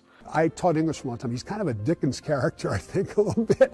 And he's kind of steely and he's clever. And I think he's verbally very clever, okay? He's got a great sense of humor, and he's highly intelligent. We're on the bus. We're ready to leave after the game and go to the airport. And Karl Malone's usually the last guy to get on the bus because he's doing all these interviews and whatever. And John will yell at Sloan, and Coach Sloan, he'll say, "Hey, Jerry, we don't need the mailman. Let's leave him. We can win without him. Besides that, he's got enough money. Let him buy his own airplane. We'll see him there tomorrow." And about this time, Karl walks on the bus, and John says, "Hey, Karl, all the guys wanted to leave you." I said, "I'm not going anywhere without the mailman." He could do my voice pretty good and my inflection. In India, they worship this body. And every once in a while, on the bus, we would hear it from the back of the bus coming out, you know, some cliche that I had, you know, and that guy wasn't ready. When we called on him, we pushed his button, but he wasn't ready. And John could imitate that. Deadly, you're making $1 million a year. Griffith, you're making 500,000, 300,000, 600,000. What's Larry Bird worth? 18 million, 20 million? He's kicking our butts. He was trying to motivate us. We were down by 20, so we went out and lost by 30. Shy is not even a word that you would use to describe him. And our kids, he's not Uncle John, the NBA player. He's Uncle John they call Uncle Fun. Always, willing to have fun, always willing to help out. He's always there for you. He helps me out a lot with basketball. He really helps me out a lot in homework. He takes us to the lake every summer in Spokane, and then we drive out to the lake, and he reads to us every night. John's love for basketball is exceeded only by the love for his family. My kids, it's all about them. John is so focused and stays on his course, and his family became a priority, and even over a priority over the NBA. If he had to bounce around and pick up his family, that would be almost, I won't say entirely unacceptable, almost unacceptable to him, because he is deeply rooted in the family. A day that's not a game day, he's up at 7 o'clock taking Houston off to school. Then he comes back, he takes all the rest of the kids to school that starts at 8:20, comes back home, he gets Samuel his breakfast every once in a while, and off he goes to practice. And I think that right there tells you what kind of guy he is, what kind of family man he is. It's a family that John shielded from the NBA spotlight. I know we've done the right thing. I look at our kids and you can see that we've raised them in the most normal environment that we can. He's real concerned about growing up in a famous world. He just doesn't want his kids to do that. And so he goes into his little cocoon and he really protects himself. Incredibly proud of him, how he's handled himself as a basketball player, how he's handled himself as a parent, as a father to those darling kids. Honestly, just simply wanted to play basketball and go home and be with his family, and it's a job like any other job from that standpoint. The travel and being away from his family, and that thing has been, that's the hardest thing on him. As far as the playing and stuff like that, he could do that for a long time. So I thought that he wouldn't have lasted as long as he has because of just the time frame away from his family. John's NBA journey may now be over, but he won't be far from the game. Probably be coaching football, basketball, and baseball, soccer, girls soccer, whatever. I don't know. I've enjoyed that with my kids. And I think I'd enjoy it even if it wasn't my kids. It's just a great opportunity to take what I've learned and really, I think, do it the right way. The Spokane community has already reaped the benefits from Stockton's generosity. In November of 2002, he opened the Warehouse, a 40,000 square foot sports complex that sits just across the street from Gonzaga. The facility features 5 basketball courts, which includes an old Delta Center floor and a state-of-the-art baseball practice area. We get just people that come by on a daily basis saying, wow, what a nice thing that John did, and I think people are genuinely excited. I know the little kids that play in here are, the adults that come in, and I think safely say that the community is excited about it.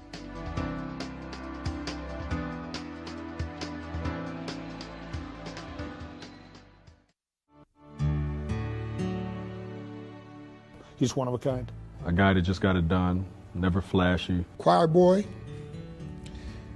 with Mike Tyson's punch. Playing against John Stockton would be like painting against Picasso. He's the best at it. I think he's a dying breed, especially at the point guard position. I think John's, over the years, has had the kind of respect that he's kind of set a standard for what the point guard position is all about. I don't think anyone, will come along with that type of stamina and can do it, with that type of perfection for this long. A guy who probably controlled a team and a game better than anybody I've ever seen. Very pesty, but probably one of the greatest players to ever play the game in his position. That's on both ends of the court. So they talk about records that'll never be broken. I think John's assist record will never be broken. I don't think there's a chance that'll even happen. I have so much respect for this guy, his approach to the game, the way he did it, his court carriage. One of the greatest point guards to ever play the game. Toughness, hard working. And every time that I would play against him, I used to tell my boys, watch the game tonight. I don't care if other games you watch, but you watch John Stockton play. Doesn't care who gets the credit and is just there for the team. That's his sole function out there, is to help the team win games. And that caliber of unselfishness and skills in the same package is I think, an incredibly powerful thing that it'll be a while before the NBA sees that again.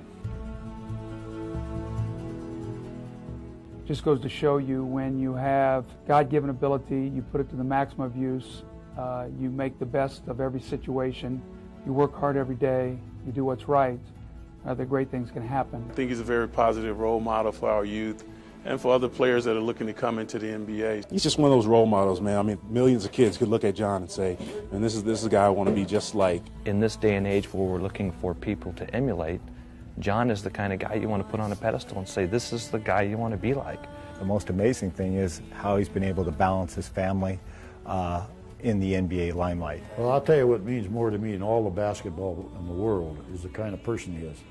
People don't believe me, but that's the God's truth. I'm more proud of the kind of person he is and the kind of family he has. And you can take the basketball, that's about fifth. It looks like every guy that you went to school with, you think that was a pretty good guy. And I think that oftentimes the one thing that never comes up is how much ability he has. His success on the basketball court, made him notable around the world, basically. But, to us here, he's just a very nice man. It's great to see a friend of yours succeed to the level he has and know that he's done it right. The best that ever played the game at his position. That's the first thing I think of. Perfection.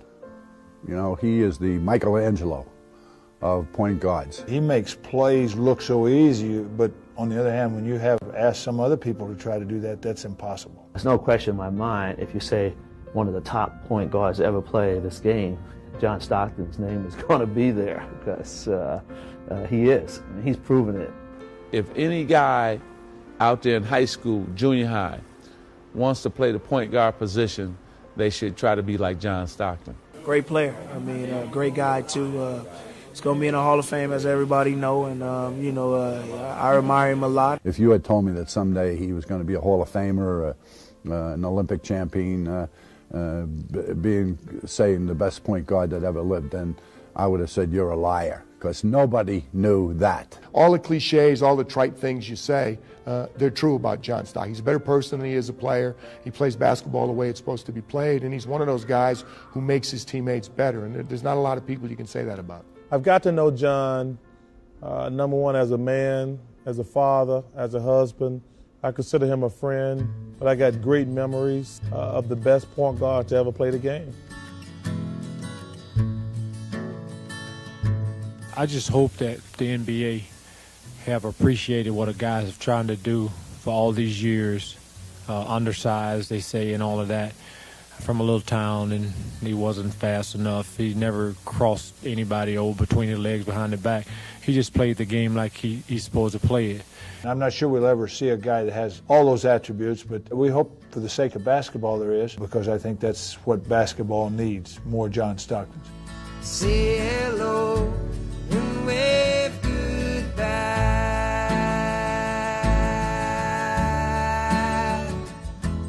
always hoped that I'd get one shot at it, that I'd get to try out for a team at some point in time, and I thought that my career would be complete at that point.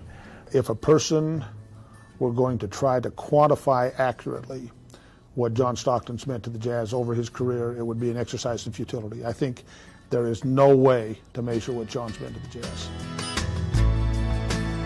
Say hello and wave goodbye.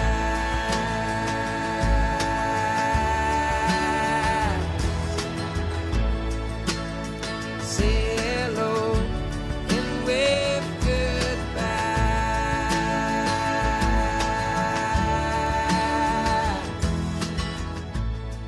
The day John announced his retirement, he was asked when would be the next time he picked up a basketball and played again. Stockton's response, tomorrow, probably out in the yard. It's still a great game. Indeed, it is, and John Stockton is one of the best to ever play it.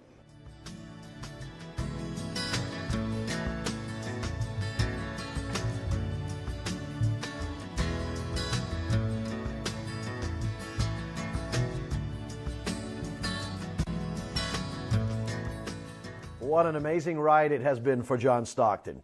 And tomorrow night it continues with the retirement of John's number 12 into the rafters of the Delta Center. That ceremony, of course, will take place at halftime of the Jazz Hornets game. Make sure you tune in right here to KJazz TV tomorrow night, beginning at 6:30 for Jazz Tonight, where we'll begin our coverage of Stockton's special night. For everyone involved, thanks for joining us, and have a great night.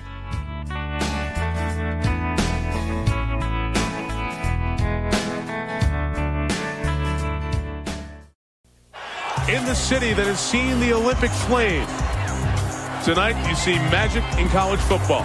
A night that the sport has never seen and will never forget. Over the past few days, fans were witness to all that is good in Utah sports. And tonight, that continues as we gather at the Delta Center to celebrate the basketball career of a favorite son. It's jersey retirement night for number 12, John Stockton. Present and former players on hand. A chance for fans to reflect and go retro. John's parents, Jack and Clementine, are in town. So are former Jazzmen Adrian Dantley and former teammate Jeff Hornacek. And when the night is over, another jersey will hang from the rafters of the Delta Center.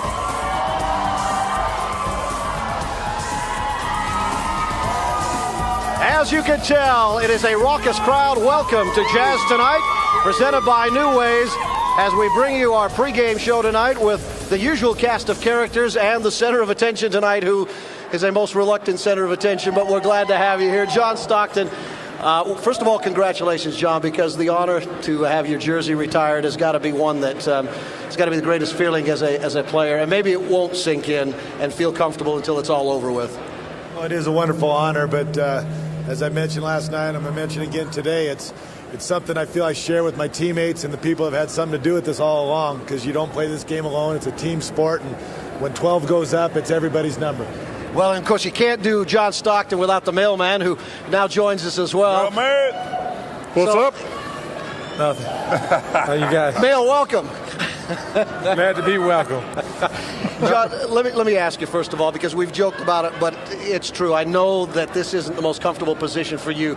We just had a press conference. You talked about really wanting to get this over with, but it is a night that I think you probably never aspired to, am I right, as a player, because you don't have time to think about that as you go through a career?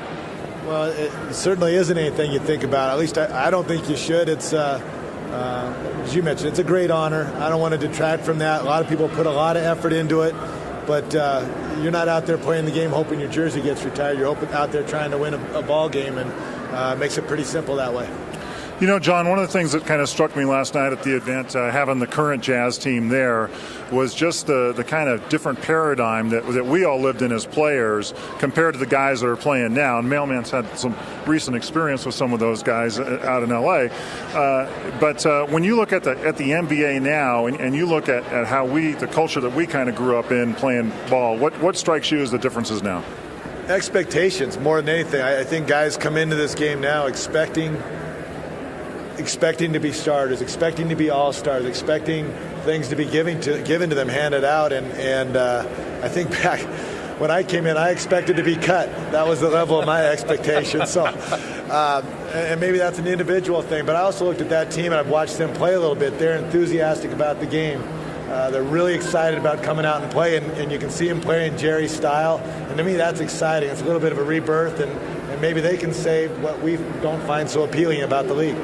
I wanted to ask you, of course, Mark and I have gone through it, and as much as you love the game, and as long as you've played, there's always a transition when you're done playing to go to the normal life with your family. How was that transition for you? It's been very busy, and I think you guys have gone through it.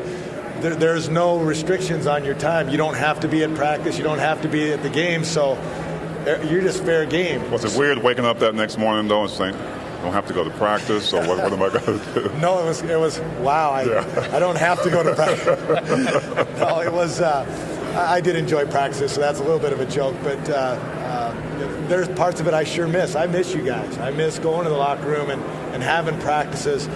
But I also don't miss not missing my kids' games when they play, and that used to be almost heartbreaking as they were getting older, knowing that it won't be long and I won't have those opportunities, and I'm off playing. So I'm thankful that it turned out the way it did.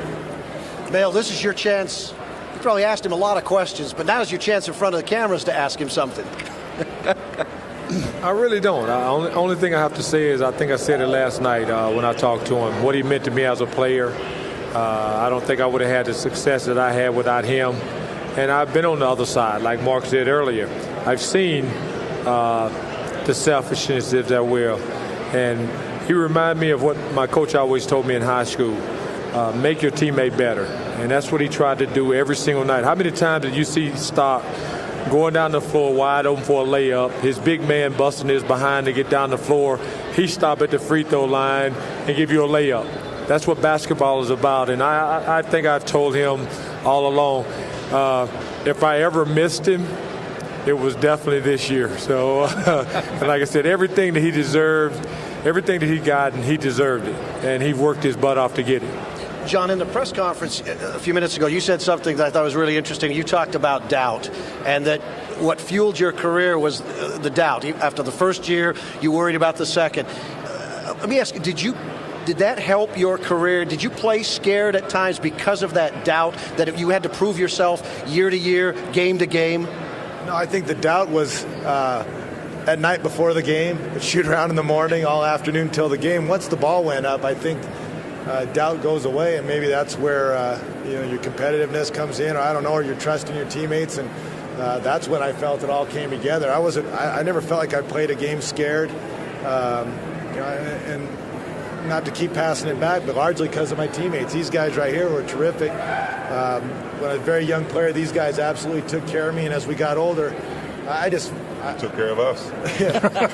No, as we got older, obviously Karl, I played my whole career nearly with Karl Malone, and he says I made his job easy, and I just have to laugh, because anybody that played here and left knows who made whose job easier.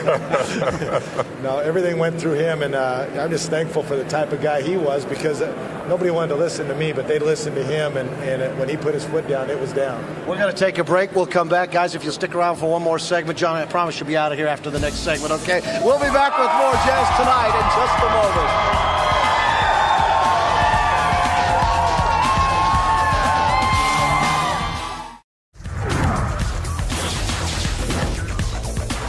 We have a simple little thing that we do once in a while, which he really loved as he got a little older, is to run 17s. And I think he only lost that one time in the 18 years that I was involved here with him. And that tells you about when he was tired, when he didn't feel well. He went out and won there, where it's more difficult to do than it is when he has his teammate or the fans and everyone else supporting him. So for all those things, the little things, it meant a great deal to us. It was really important. Thank you, John.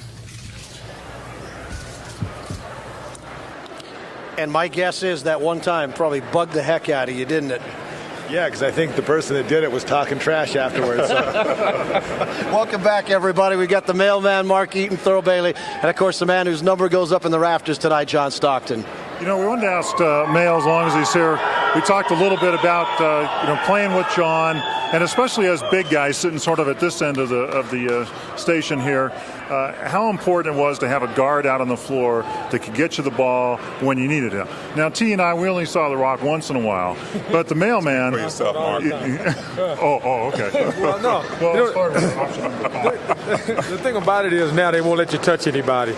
And back when we played the game, they let you just fight, just scratch to get across. And I only had a split second when I was free to get the ball. And every single time it was right there where I could do something with it. It's one thing to get the ball, but you got to do something with it once you get it. So that's one of the things I remember about John. With no communication at all, he had the ball there that I could do something with it all the time. And you've seen basketball now. Look around the league right now. That's a dying breed. It will never be another one. You can flip them up and roll them around, doing anything, any way you want to do. It'll never be another John Stockton. You know, we did run that play 55 once a year. John, you made some very poignant statements last night about teams now versus, in the past. But a lot of kids out there watching you right now. You had to make one statement about kids who are competing in sports and team sports right now. What would that be? Well, to use a modern statement, well, it's not about you. It's about the group, and we were kind of commiserating how things are never the same. It wasn't like we used to play. There are a lot of things that are, but just the evolution of the league, there's charters now, and you have all this space, and you have individual rooms, and I miss getting to know my teammates. I miss, we all knew each other, knew our families, knew our friends, knew how we grew up, and that gets rid of a lot of problems when you can handle that off the court, and you get on the court and you're willing to do anything for your teammate. I would like to add a little bit to that, what Stockton's saying. Go right ahead. Well, please allow me. I came up here. Think about it now. They get on the plane. They have their earphones on. Then they get their phone. In the locker room, you don't even have any idea what's going on, so you don't know your player. And that's the most important thing now is, like Stock said, I faced it. I was with a group of guys that it wasn't what was on the front of the jersey. It was what's on the back of the jersey. I rode with a teammate for a whole year, and he had his earphones in the whole year. John, we joke about how much you really didn't like the spotlight off the floor. Did that make it easier for you? Because some guys retire and have a hard time leaving the limelight. That is part of the job, as we all know. Some relish it, some don't. Did the fact that was never really appealing to you, did that make the transition that Thurl talked about a little bit easier? Or do you miss it? Maybe it did. I don't know. I don't miss it. I miss the fellas. I miss those rides on the bus where you're chirping back and forth at each other. You just don't get that in everyday walk of life. You're where there's no holes barred. You can. We've covered race, we've covered religion, we've covered everything on the bus, and really there's nothing that you hold back. So I miss, but no, the limelight, that's something that was something you had to go through in order to play. And plus, Karl took it all anyway. Some of it he did because he liked it, but some of it he did because he knew I didn't, and I appreciate that. Now I remember one story. When we had lost a few games in a row, we were back east and we were in Charlotte, okay? And someone, namely a point guard named John Stockton, had overheard something supposedly on the radio that Grandmama Larry Johnson had said about mailman. Do you remember this? Yeah, he got my goat that night. He needed something to get us going. Mailman went, I think, for 56 that night. Yeah, and I got every pass, I think, from Stock. Right. You fabricated a quote? Is that the story? You made up a quote? He lied. Forget the fabricating. He lied. Okay, Steve. I had some reliable sources that told me. Always get away with reliable sources. That told me that somebody had said something. I merely relayed what I had heard He's from. He's training for a career in journalism. This guy's got all the makings of a guy. You hear reliable source. My source told me. Okay. Hey, I just wanted to, I don't know how much time we have, but this is an awesome opportunity for me, and I know for Mark, to be in this situation, be on the floor again with you guys. You know, as I'm looking over here at AD and Frank Layden, I want to personally thank both of you for being my teammates. I remember when you both came in, and you know, I helped you work on your free throws, and you were a little scared, put you under my wing. But I just want to, you know, just publicly say that, you know, you guys are, you know, everybody loves you, but we had a chance to live with you, be friends with you, and those things never die. So appreciate it. Thanks, guys. I want to say thanks to you guys. Really, I want to say thanks to you guys up here right now that made my career a lot easier. I learned a lot from you guys. I learned how to take care of myself. Learned a lot from AD, and every opportunity I get, I talk about AD.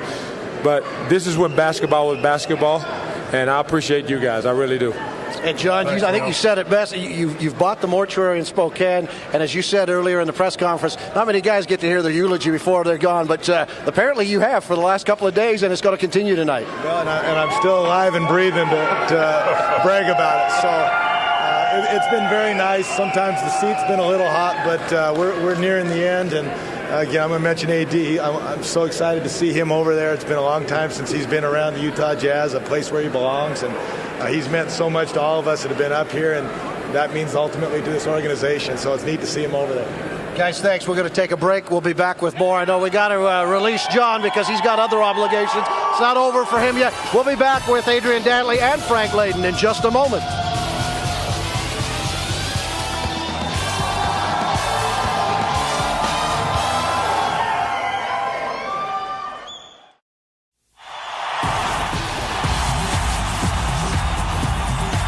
Time now for the State Farm Halftime Report, brought to you by your participating Utah State Farm Insurance agent. The Jazz trail by 15, but now we take you courtside for the retirement of jersey number 12.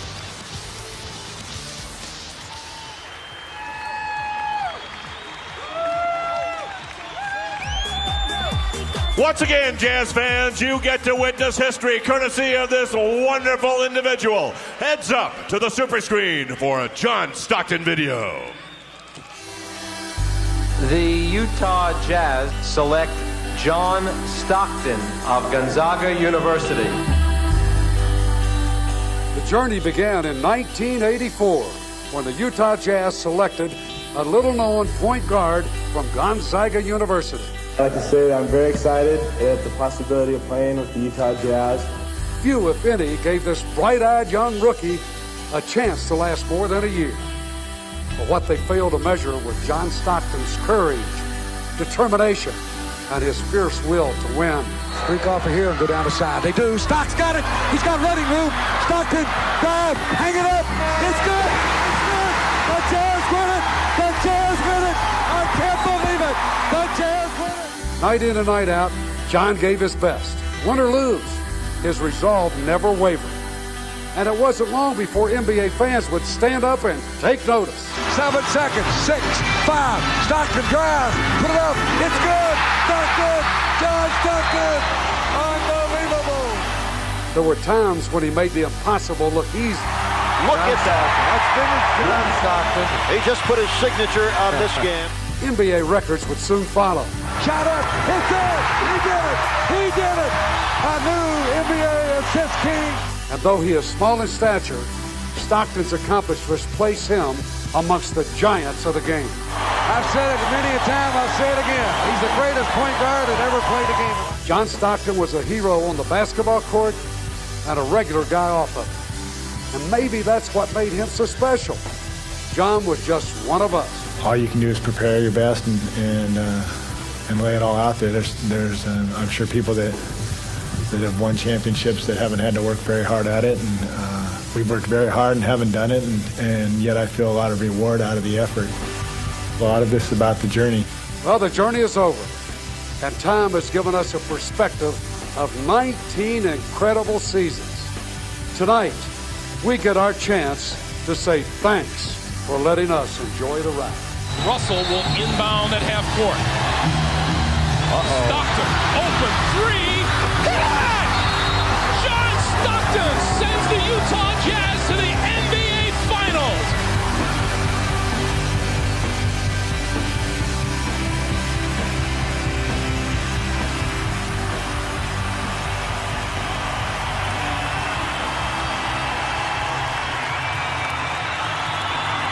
John Stockton, ladies and gentlemen.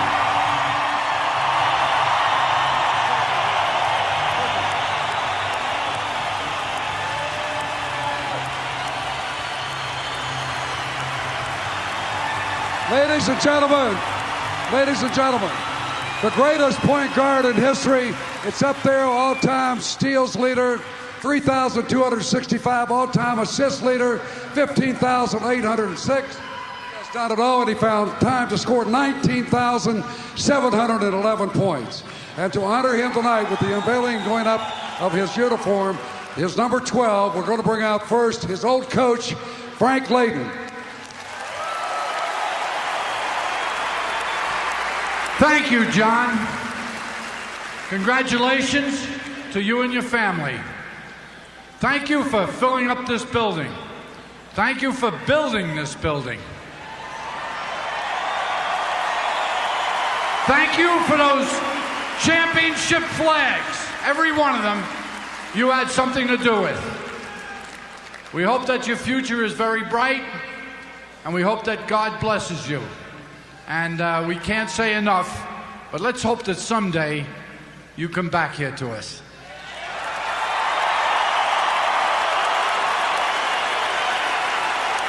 Frank Layden, thank you. And now we bring up the owner of the Utah Jazz, Larry H. Miller. Well, I've been thinking for weeks about what I'd say tonight. And there's really only one thing. On behalf of the fans, behalf of the franchise, behalf of my on behalf of my family and myself, thank you, and we love you.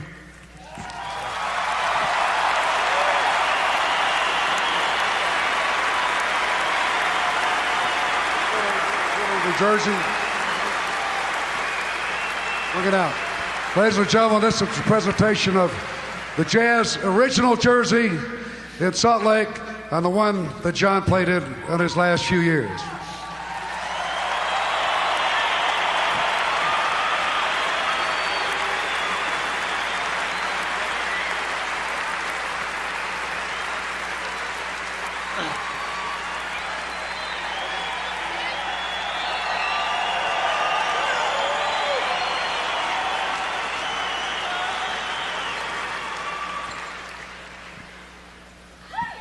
And now, ladies and gentlemen, we'll have the unveiling of the number 12 from up above. And John, I think we're going to bring the cord right down here, and maybe you can grab your kids and get them all in there. Okay, John, first of all, I'm sorry. Take the mic and thank these people as only you can do.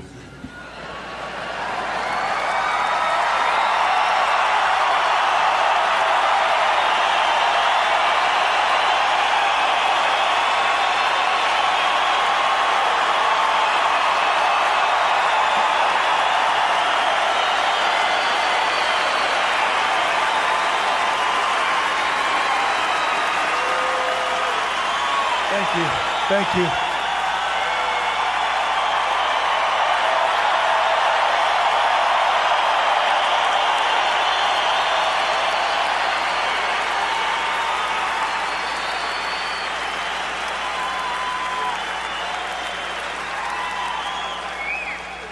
We had a small gathering of family and friends last night, and we got together, and I just wanted to thank them for their impact on my life.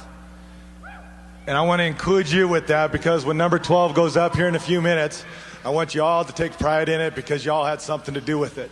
You came every night.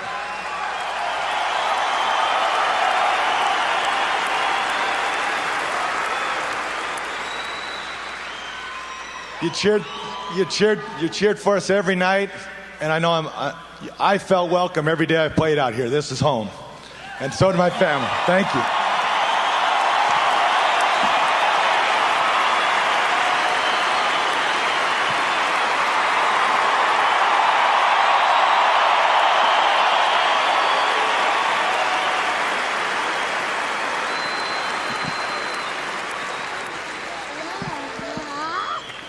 Ladies and gentlemen, let's meet some of John's teammates here. We got a little time. How about Adrian Dantley out of Notre Dame?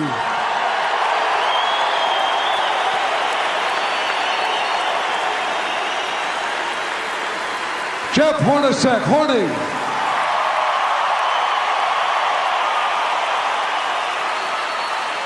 Thurl, Big T. Bailey.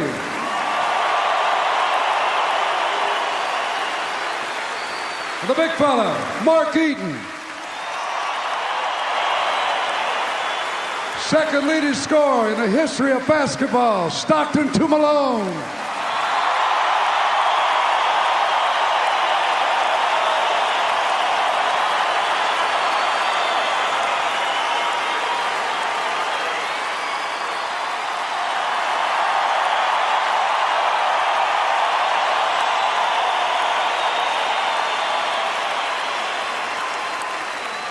All right, now what you have been waiting for. On a countdown from Dan Roberts, our PA announcer, counting down from 5. Here we go, everybody. Let's count it down from 5. 5, 4, 3, 2, 1. Let her rip.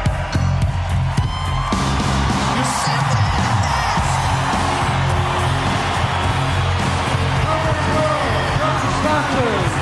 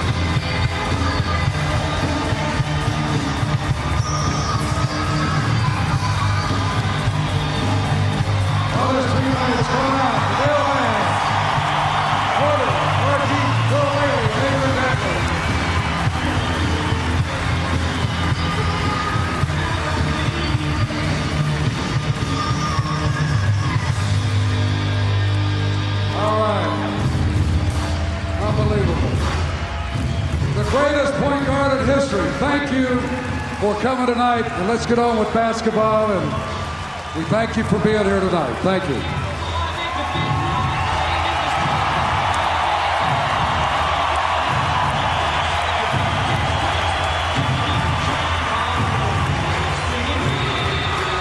So John Stockton joins Pistol Pete, Frank Layden, Mark Eaton, Darrell Griffith, and Jeff Hornacek, the 6th jersey to hang in the rafters here at the Delta Center. And what a moment it was as we take you to break one more time. John Stockton and number 12. John may be gone from the Delta Center, but his presence will hang in the rafters. We'll be back with the second half of this game in just a moment.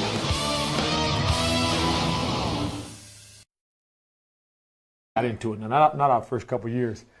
And he used to say the same thing. God, I bet he's on that treadmill, that Stairmaster. So we competed all the time.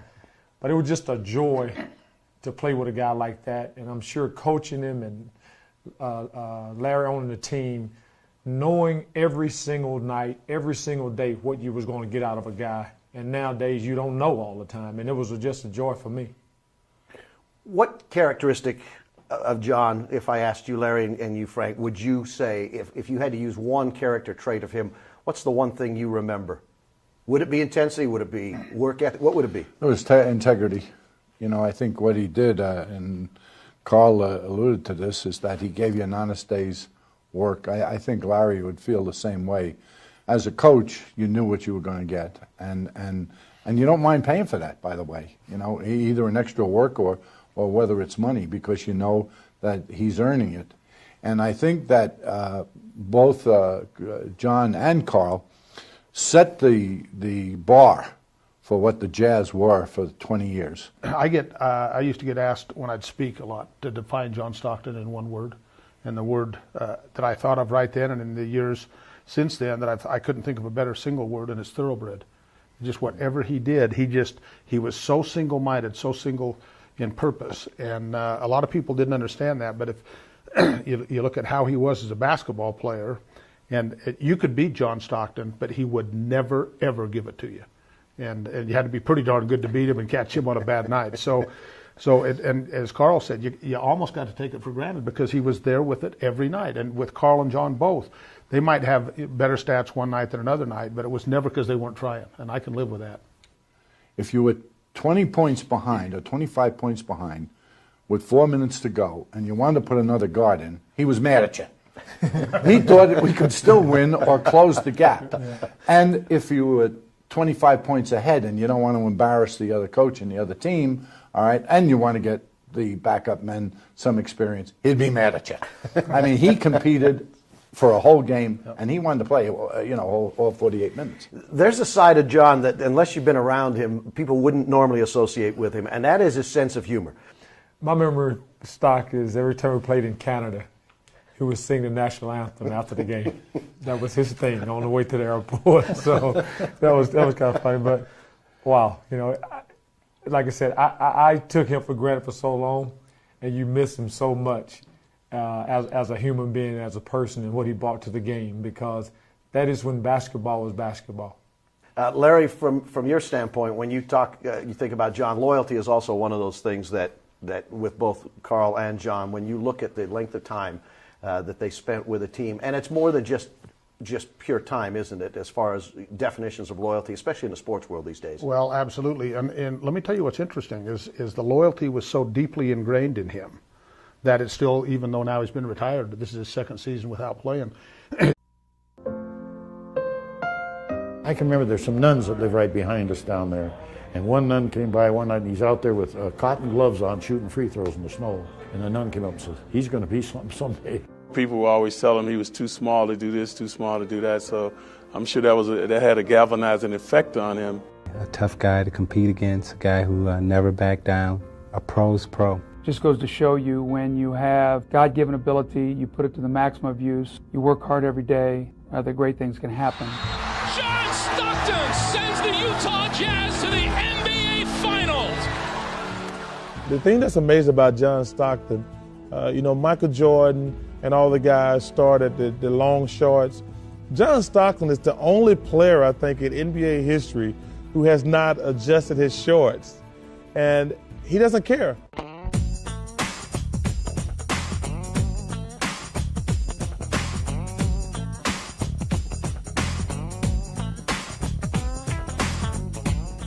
Hi, everybody, and welcome to what we're calling Primetime Stockton. It's a 2-hour tribute to John Stockton as we get ready for tomorrow night's retirement of number 12 in the Delta Center. You want to talk about the all-star panel? I have them tonight. To my immediate right, Larry Miller, owner of the Utah Jazz. In the middle, Frank Layden, who was John's first coach and, of course, a longtime friend. And on the end, the duo, the other half of the duo, Karl Malone. And we're going to tell some stories, or these guys are going to tell some stories in the next 45 minutes that you may have not heard and probably haven't about John, and then try and seek absolution a little bit later. Guys, I want to start with Karl, because Karl was the one who met John before anybody else, and you actually met him at the Olympic tryouts. Give me a reaction. Was there an immediate bond, and now the statute of limitations is over, so you don't have to lie anymore? Well, that's a loaded question. We won't stretch it, we won't lie, so we'll tell the truth. I just remember the Olympic trials was the hardest thing I ever been a part of in basketball, and I didn't think basketball should be that hard.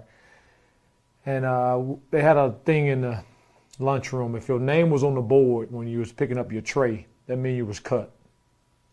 So, of course, we made the first day, and all these guys knew each other, so they were just surrounding each table, and there was one table left in the middle of this lunchroom with I don't know how many athletes, and Stock came from one direction and sit at the same table, and I came from the other direction and sit at the table. That's the first time we ever met in our life. Hi, I'm John Stockton. Hi, I'm Karl Malone. And we ate. Where you from? Spokane, Washington. Summerfield, Louisiana. Where's that at? And that's how we met. And from there, it just, I think the rest is history. They shared a table and shared a career, too. That's pretty good start. Yeah. Now, Frank, when John came to the Jazz after he was drafted, and a lot of people didn't know who he was, first training camp, didn't go real smoothly, didn't go real swimmingly, because a lot of people don't know that John thought what was being offered might not have been adequate. Well, I was pretty good at threatening the poor kids who I thought were going to be backup players, you know. It's the amazing thing about John was how many people take credit for him, you know. Actually, the first person ever mentioned John Stockton to me was Neil McCarthy at Weber State. Then later on it was Liddell Anderson, and of course then Jack Gardner saw him in the college all-star game. I kind of looked at him and thought he was awful small, and we already had a great point guard in Ricky Green. So whether we signed him or not, I really didn't care. I think my attitude would be different today. For some reason, I was protecting that money like it was mine. You know, I mean, you know, we weren't trying to sign Dantley for $100,000. You know, now it would be $100 million, I guess. But you know, I think we were probably within $50,000 or something of signing him. And he was cocky and he was tough, and his father was that way too. I says, well, listen, you better get another stick behind the bar there, because that's where he's going to be working. Well, you talked about his cockiness. This is early, John reflecting on his early times of how his reaction when he first got to camp and he got a chance to play against these guys. I went into camp and I remembered knowing who everybody was, and strangely enough, I remembered calling an old coach at home and saying, hey, they're not that good. That shouldn't surprise anybody on this set that he had that attitude. But, you know, one of the funny things is the older players are playing tricks on him all the time. You know, they knew he was this little Catholic school boy, you know, so they were telling him that, oh, Coach Layden requires you to dress to go to the practices and the games. He'd show up on the bus with a tie on, a shirt, and then they'd fool him to sit in my seat up front, you know, and I'd go along with it and really get after him. But he was naive. He might have been a little cocky there 20 years later. But I don't care. When they get to training camp, they're all nervous, even like the big guy. And I want to just say this, and Larry, you agree with me. How do we win so many games? We had two guys that have been cut. I mean, I think it must have been great ownership and great coaching. I figured I spent a lot of nights pondering that. What about when Larry, you came on the scene, John was already here, but where did you see him fitting in what was going on by the time you got involved with the Jazz? And what was your impression of the guy, not necessarily professionally, but on a personal plane? Well, John was a guy that I could relate to right away, because he was not yet starting, and we just struck up a relationship just like any two people would. But he was right at the transition point in his career when he was moving Ricky Green out, and Ricky realized it, and it was really hard for Ricky to do that. And John was so good out there; he was taking more and more time, and by my second year, he was a starting point guard. I can remember coming into camp and seeing things he was doing. I was like, God, I used to think my point guard was good. I said, God, he's good. But Ricky was, like Coach said, Ricky Green was good. And all of us was nervous. And I'll admit this. I think out of everybody it's still that way for the upcoming jersey retirement. He has asked me because nobody wants to call him and say, John, would you be at this press conference? Would you do this? Would you speak at this thing? And his question to me is, do I have to? And I said, John, you don't have to do anything. He says, if you ask me, I have to. And it's really an interesting characteristic how, and he's that same way with his dad. He's that way with Karl. And he said, would you please call Frank personally and make sure he comes to these events? Would you please call Karl personally? The loyalty with him is lifelong. When we come back, I want to talk about chemistry. And we talk about it a lot with basketball teams and people, and there has never been more chemistry, I don't think, between two players ever. For nearly 2 decades, they called them the dynamic duo. They performed amazing plays on the court. When we come back, we'll take a look at some of John and Karl's greatest moments. And then Karl Malone just keeps running. The shortest guy in the court, John Stockton, gets the rebound. One bounce and no left hand on the ball over the top. Nothing Jordan can do. Karl Malone, the best running big man in the game, just keeps it going. Pounds by everybody. Stockton normally so stoic. He says, yeah. Russell will inbound at half court. Stockton, open three. Good! John Stockton sends the Utah Jazz to the NBA Finals. That was so many things all wrapped up into one. It was our first chance to go to the championship. It was really the first time we'd been able to beat Houston at anything, or they just year after year we kept running those guys in the playoffs, and to finally get over that hump. That was, I think, a snapshot of John Stockton that we have never seen before. I think other than the night that he was honored at the Delta Center, the most emotional we've ever seen him. Welcome back to Primetime Stockton. And Larry, you watched that again, I saw, with great detail, attention to detail. Yep, and I got to tell you what happened in that play. And if you can see it again, it would mean even more. But at the timeout, the coaches are overdoing their thing, and Karl says, "Hang on." He says, "Let me tell you what we ought to do." He says, "Stockton, I guarantee you will be open." Now, and so they went to Stockton. Now, they called a pick, okay? He didn't pick Drexler. He grabbed Drexler. Drexler wasn't going anywhere all night. and he didn't get called for it because they were watching Stock. And then the infamous Bill Walton, and he drilled it. That had to be one of the great moments in Jazz history. I was going to come to you about that because so many people miss the pick, which is the reason the whole thing worked. And as Larry said, it really wasn't a pick. It was like 4th and 1, and you stopped the running back. Well, it's like in a game like that, I think one of the all-time greatest games, you force a referee to make a call, make him make an offensive foul call. And not a lot of them would do it. So I had it in my mind that if it's any time that they're going to do it, which who knows what would happen. I ever played with, I took Stock for granted the most because I knew every single game what he was going to bring to the table, and I just expected it. That's why after the game, an interview came and they said, "Oh God, what do you thought about John Stockton?"